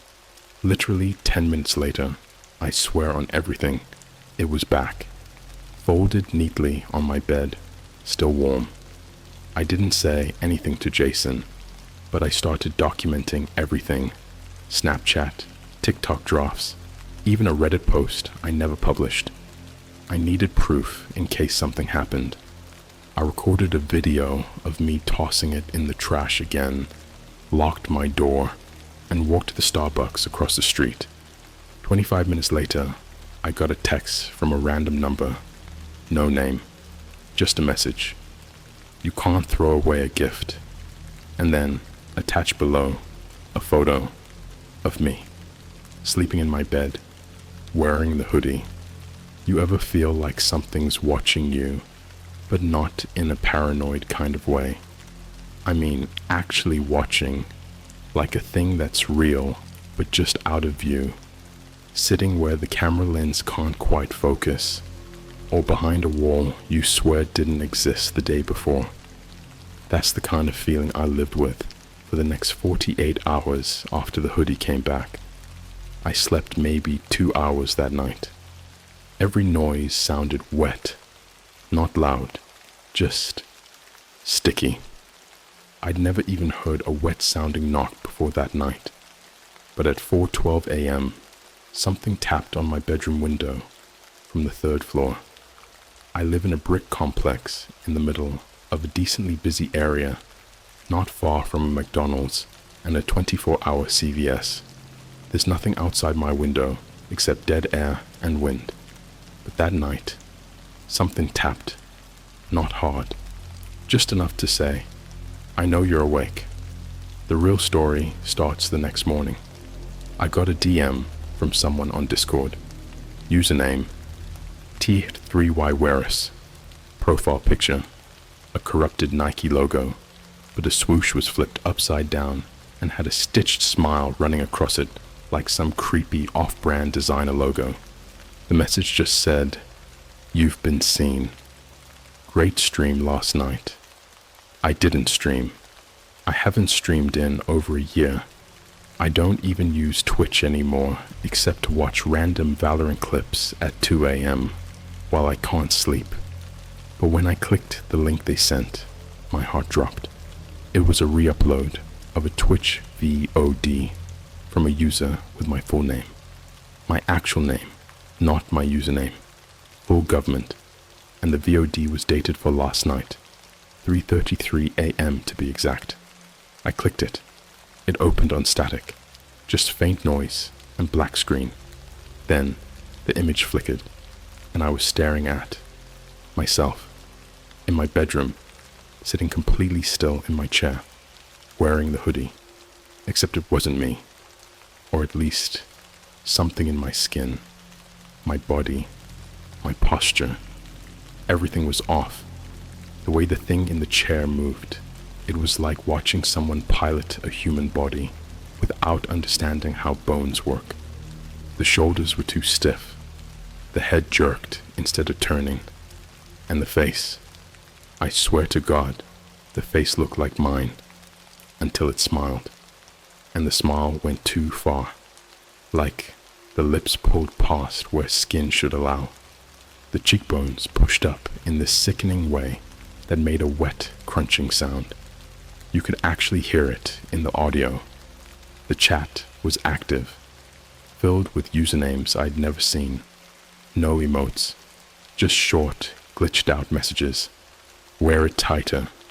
Don't take it off, or the skin slips. Who's watching from under the bed? Tell her what you did. It's inside your lungs now. Then the camera zoomed in. I didn't even think my Logitech webcam could zoom, but it did. All the way to my face. That thing's face. And I swear, its eyes were filled with static, like a bad TV channel. But when you looked closely, you could see faces inside the static, like dozens of them, screaming silently, reaching out like they were trapped inside the eyes. And it just kept smiling. Then it whispered something, very faint, like you had to wear headphones and crank the volume just to catch it. And it said, "Tell them what you buried in the forest."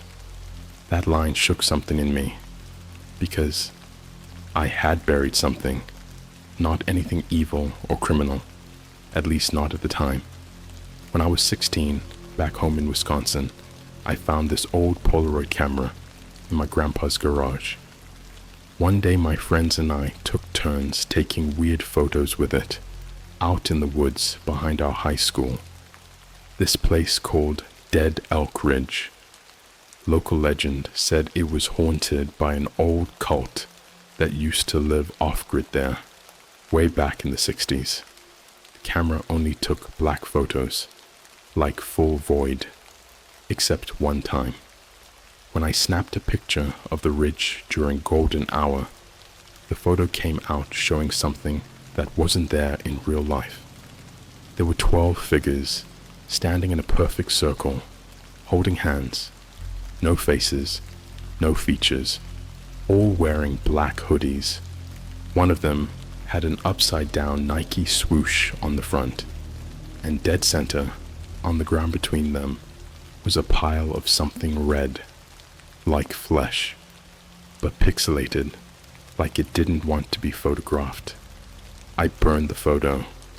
I buried the ashes in a peanut butter jar under the roots of an old tree with a chain carved into it, and I hadn't thought about it since, until now.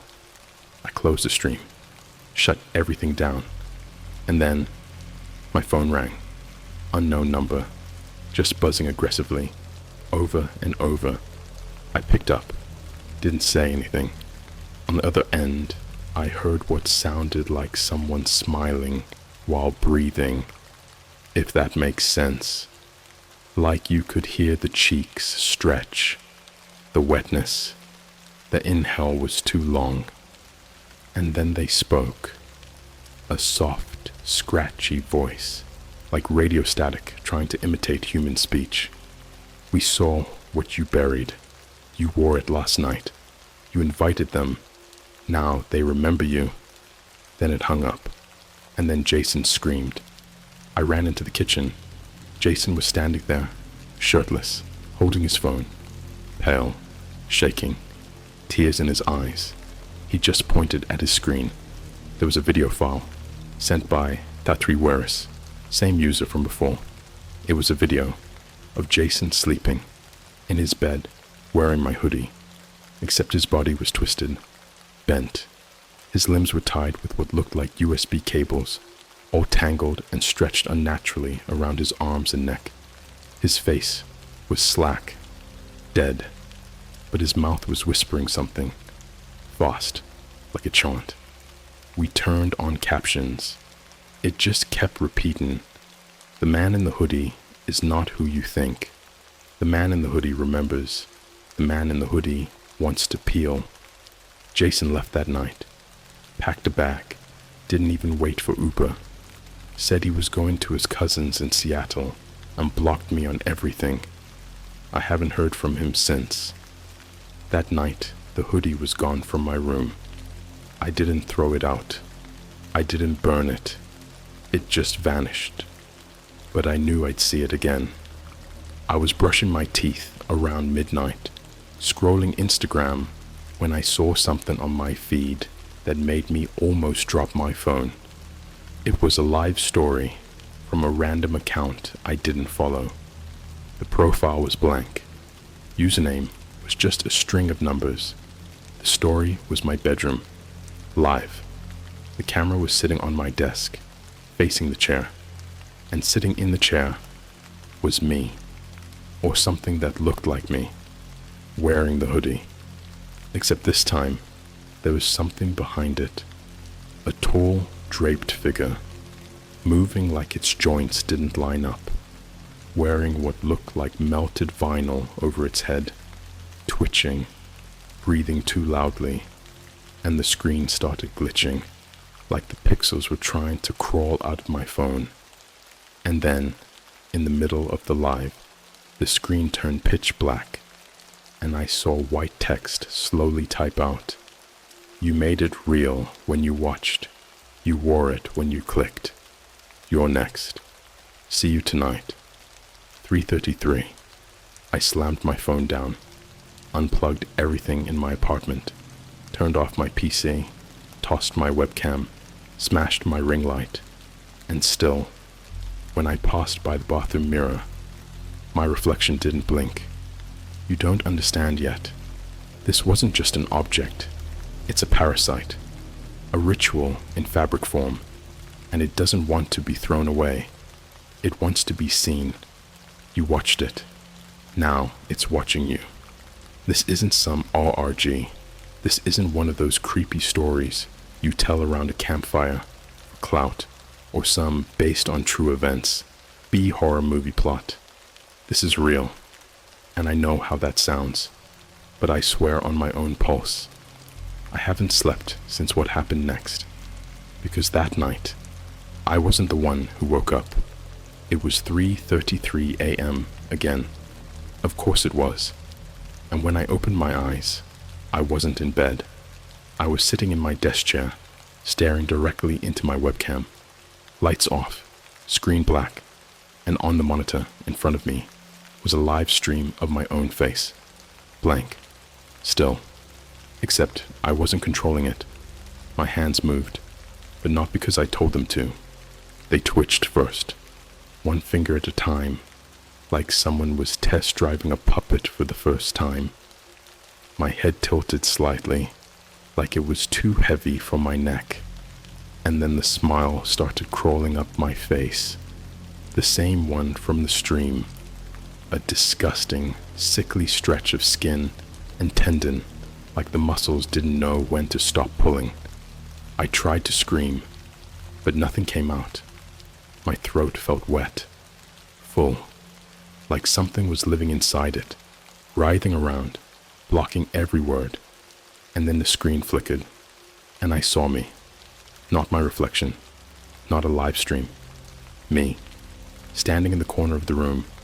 But this me was naked, pale. So pale, it was almost translucent. Its ribs stuck out like the bones were trying to escape. Its eyes were wide and black, skin loose and sagging like it had been boiled.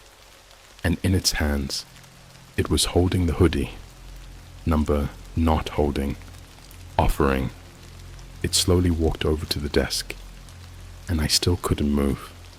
I couldn't even look away. It draped the hoodie over my shoulders and whispered directly into my ear, "Now it's your turn to wear us." That was when the bleeding started. I thought it was a nosebleed at first, but the blood wasn't coming from my nose. It was coming from my eyes, thick, black. It wasn't even red anymore. It looked like oil. It ran down my cheeks in slow, syrupy streaks. I touched my face, and it burned my fingertips. Not like hot sauce or fire. It felt like touching a wire stripped of insulation.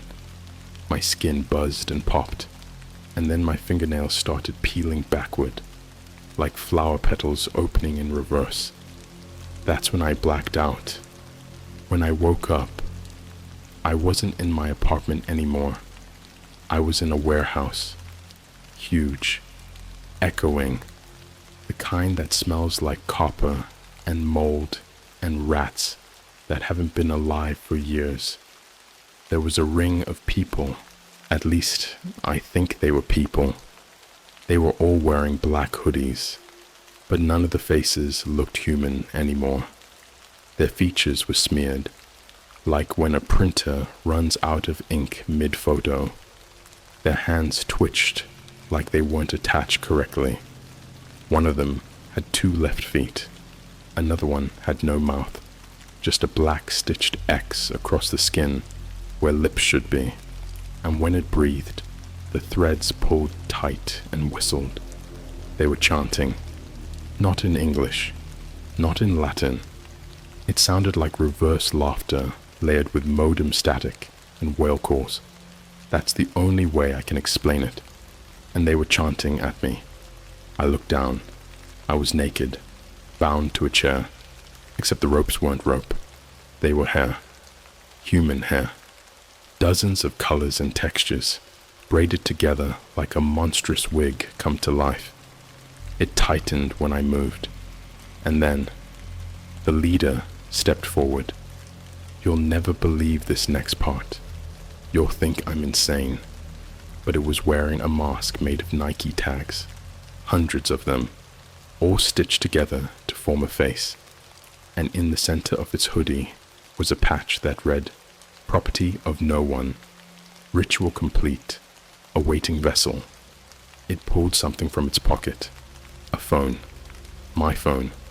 And it began playing videos, one after another. But not my videos. Not my TikToks or drafts or camera roll. It showed footage of me killing people I'd never met. One video showed me strangling a girl in a Starbucks bathroom with a drawstring.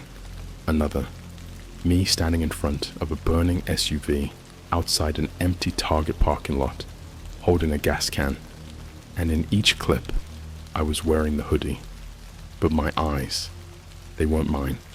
They were black, hollow, and I kept smiling, over and over, that same smile. I screamed. I cried. I begged them to tell me what was happening, and then the leader leaned in close and said, "We gave you the face. You gave us the name. Now you'll be worn." They unbound me, lifted me up, forced the hoodie over my head, and the second it touched my skin, it screamed. Not me. It. The hoodie screamed like a dying animal. It shrieked and buckled and convulsed, like it didn't want to go back on, like it remembered what I had done, or what had been done through me. And then my body stopped listening to me again. I stood up, without meaning to, walked in a circle with the rest of them, chanting. I wasn't in my body anymore. I was behind it, watching, screaming into my own skull, trying to take back control, but it was too late. And the worst part, I liked it. I liked the way it fit. I liked the weight. I liked the way the other hooded figures looked at me, like I belonged, like I was one of them now. And in the center of the circle, I saw something moving. It was a mirror, floor length, filthy, cracked. But in it, I didn't see myself. I saw everyone who'd worn it before. Dozens, maybe hundreds, teens, adults, children, all standing behind me in an endless tunnel of black hoodie reflections, all smiling, all with black eyes, all waiting for me to join them. And the moment I blinked, they screamed, not in pain, in joy, deafening, high-pitched, full-throated praise, and the warehouse lights blew out. When I woke up again, I was back in my apartment, fully dressed, hoodie folded neatly beside me, my door locked, laptop shut, but my hands were wet, covered in something dark, sticky, smelled like pennies and smoke. I rushed to the bathroom, flipped on the light, and I dropped to the floor. There were scratches all over my chest, deep, random, but when I looked closer, they weren't scratches. They were letters. Something had carved words into my skin. The hoodie likes you. Give it another body. That's when I understood. This isn't a possession. It's a ritual. It needs hosts. It's a wearable entity. A collective. Every person who's ever worn it is part of it now. It wears us. And the more people see it, the stronger it gets. That's why it streamed. That's why it posted videos. That's why it kept returning. It wanted eyes. Your eyes. It wants you.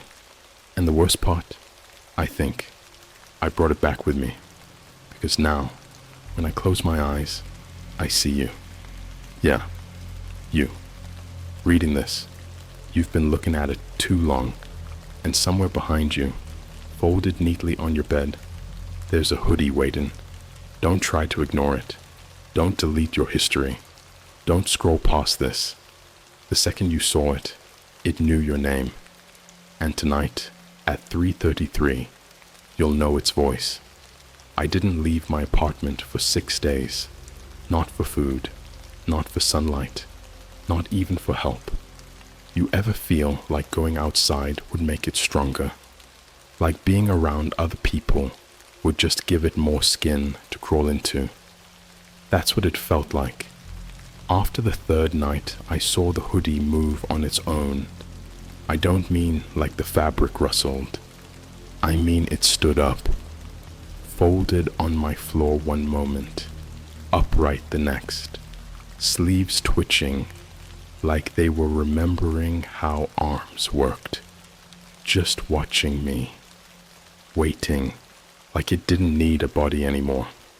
The hoodie wore me once. Now it wanted something deeper. Day 7, I caved. I needed air. I needed out. I threw the hoodie in a trash bag, wrapped it in duct tape, stuffed it into a locked suitcase, and dropped it in the Chicago River. I watched it sink. I walked away. I stayed at a Motel 6 near O'Hare that night. Cheap room, static TV, no Wi-Fi. I didn't care.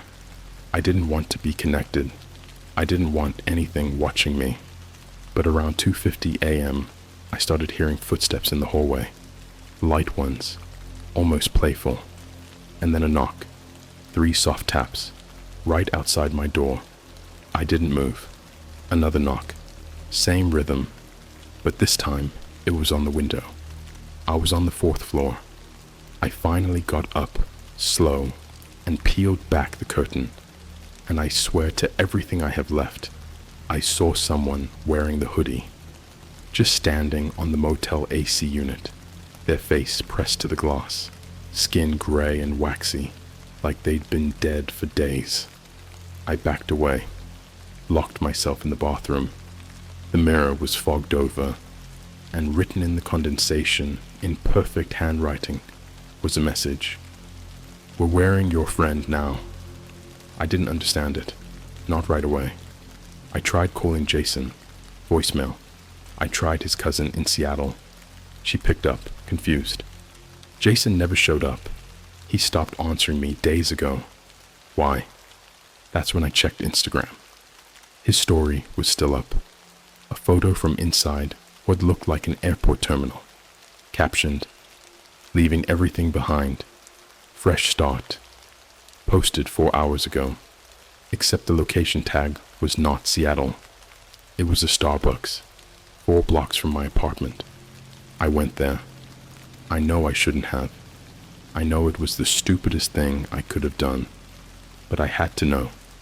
It was a normal day. Rainy. Baristas doing their thing. Some girl in the corner watching K-dramas too loud on her phone. But at the back, near the emergency exit, there was a figure sitting alone, wearing the hoodie, and it looked like Jason, from behind anyway. Same hair, same posture. I didn't approach. I just stood near the bar, pretending to wait for a drink I never ordered, watching, and that's when I noticed something was wrong with his skin. It was loose, like stretched too tight in some places, and sagging in others. His ear was lower than it should be. His jaw had this subtle click every few seconds, like the bones didn't quite align, and then he turned, just his head, and smiled. But it wasn't Jason's smile. It was that same stretched grin, those same dead, dark eyes. And when he opened his mouth to speak, he didn't say, "Hey," he said, "You left me at the bottom of the river. Why would you do that to me?" And then his skin tore. It peeled open from the corners of his mouth, slow and wet, like a zipper made of flesh. His whole face unfolded, revealing another face beneath it, smaller, faceless, featureless, just this blank, glistening thing with no mouth or nose or eyes, only a writhing black mass of something moving inside. Nobody else in the Starbucks reacted, not even when it stood up, not even when it dragged its nails across the wall and pulled out a piece of scalp from under the hoodie, dropped it on the counter like loose change, and whispered. This one was too tight. I ran, back to my apartment, to the only place that felt real anymore. I locked the door, deadbolted it, blocked the vents with towels, turned off every screen. But the moment I sat down on my couch, my phone buzzed. It was a live stream, on Twitch, my account. I hadn't logged in, and I was live. The stream was already rolling, and on the screen was my apartment, live, streaming from my own webcam. But the webcam was in my closet, behind me, and I wasn't alone. Behind me stood a towering figure, at least 7 feet tall, wearing a hoodie made of hoodies, layered, stitched, hundreds of them, sleeves dangling like tendrils, each with a name tag where the Nike logo should be, and it whispered one word, over and over, warn, warn, warn. The chat was filled with usernames I didn't recognize, but the worst part, one of the users was my mum, her real full name, profile picture, verified. She typed one thing, "I wore it before you were born." I threw my phone against the wall, smashed it, unplugged everything, punched my computer until the screen cracked. I wanted out, and that's when the lights went out. My apartment went completely dark. Even the street lamps outside shut off, and the hoodie was back, not on the floor, on me, like it had grown out of my skin. I clawed at it, screaming, trying to rip it off, but it was fused to me now. The fabric stretched with my flesh. Every time I peeled it me, and beneath the layers, I felt hands, dozens of them, pushing, stroking my ribs, digging into my spine like they were looking for something, and a voice in my head whispered, "We all wear it eventually. Now you'll walk for us. Now you'll film." I blacked out. When I woke up again, I was holding a camera, outside, somewhere in rural Indiana. I have no idea how I got there, but I was in front of an old farmhouse, broken windows, sagging roof, the smell of old milk and burned paper in the air. The hoodie was still on me, and in my pocket was a list, a handwritten list. Knock 3 times. Ask if she remembers 1993. Film her scream. Take her hoodie. Leave her skin. I dropped the paper, burned it, screamed into the cornfields, but the hoodie was laughing, not like a person, like 1,000 people, laughing inside my lungs, rattling my ribcage, like they were clapping from within me.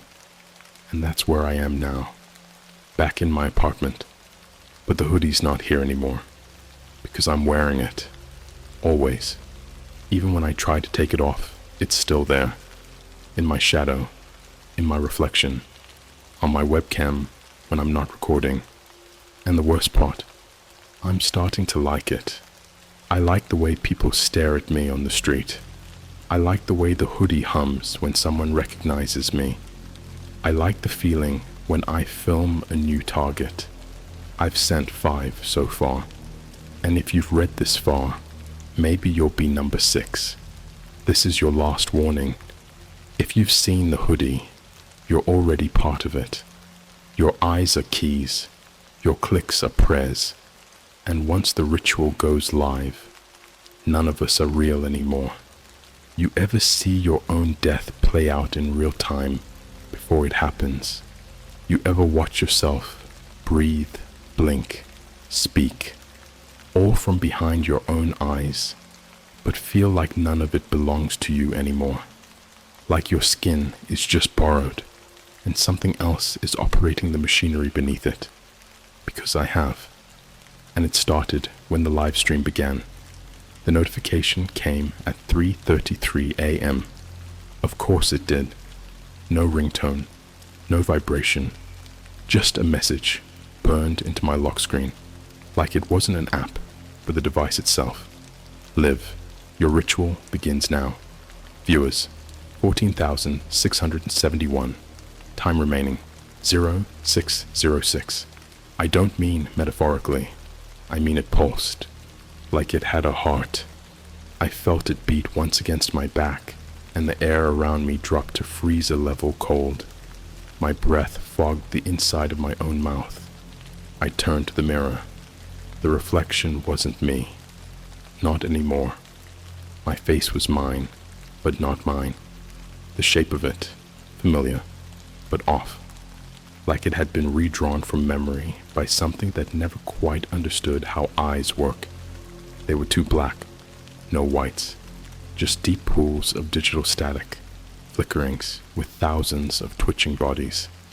And from within that reflection, something stepped forward. It wasn't just wearing the hoodie. It was the hoodie. It didn't have a face, just the illusion of one. It shifted every second. One frame, it was my mom. The next, my childhood best friend. The third, the girl I saw die in the Starbucks bathroom weeks ago. Over and over, it morphed, like it was scrolling through every memory it pulled from me. And then it spoke, not with its mouth, with mine. They're watching now. It's your turn to be worn.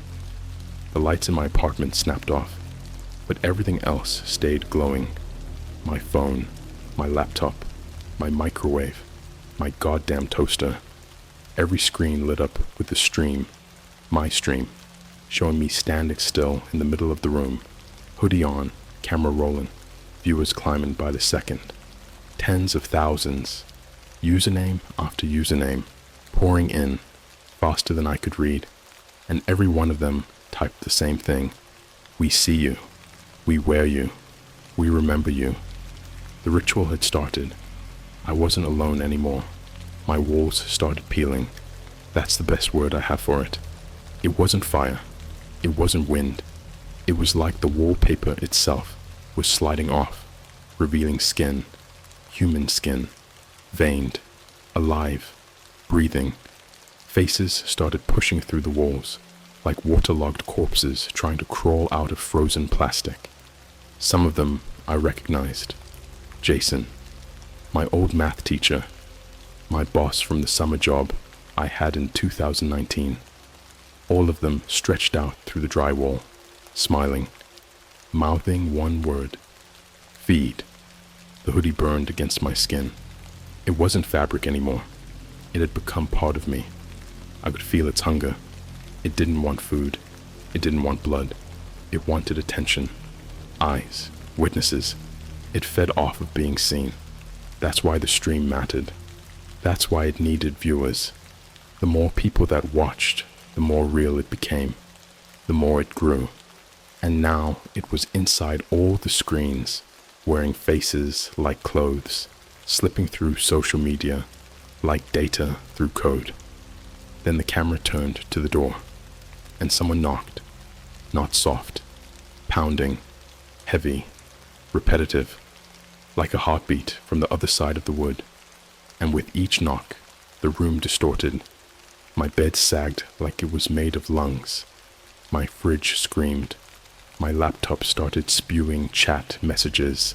like blood from a burst artery. One knock, two, three. The door opened itself, and behind it stood everyone I've ever met wearing the hoodie, but they weren't alive. Some of them had no faces left, just open skulls with stitched Nike swooshes across the bone. One of them had no jaw, just a cavity filled with teeth growing in every direction.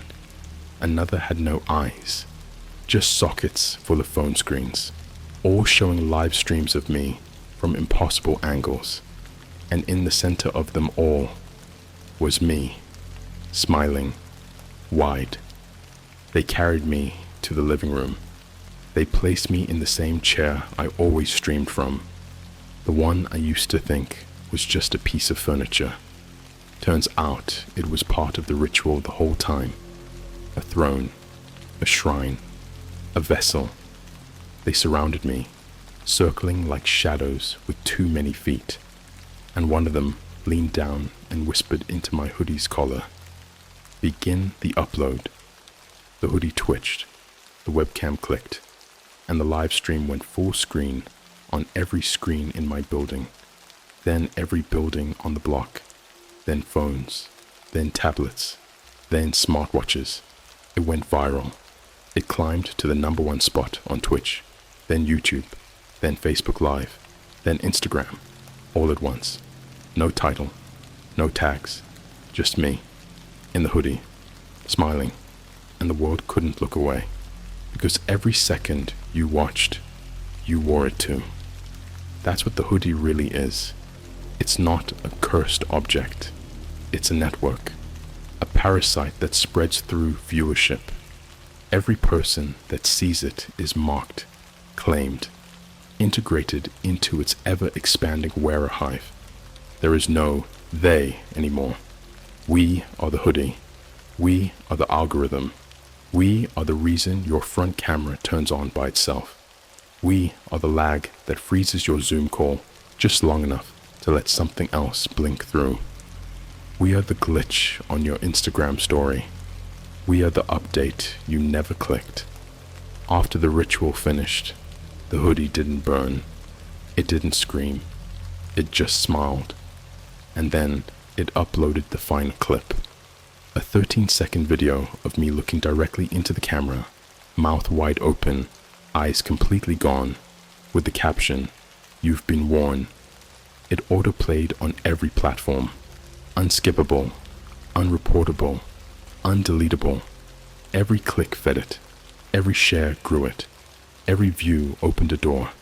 And now the hoodie isn't just an object. It's a presence, a trend, a living, breathing, viral entity coded in trauma and stitched from everything we ignore. You didn't find this story by accident. You're not reading this anymore. You're streaming it from behind your own eyes. You just shared the ritual, and somewhere in your house, in your closet, under your bed, in the back seat of your car, or folded in the laundry you swear you didn't buy, the hoodie is waiting. It doesn't need to scream when you throw it out anymore. It knows you'll come back for it. We all do. We all wear it eventually. Final status: Livestream offline. Viewers converted 3,444,671. Next host. Detecting. Connection. Stable. Camera activated stream. Beginning.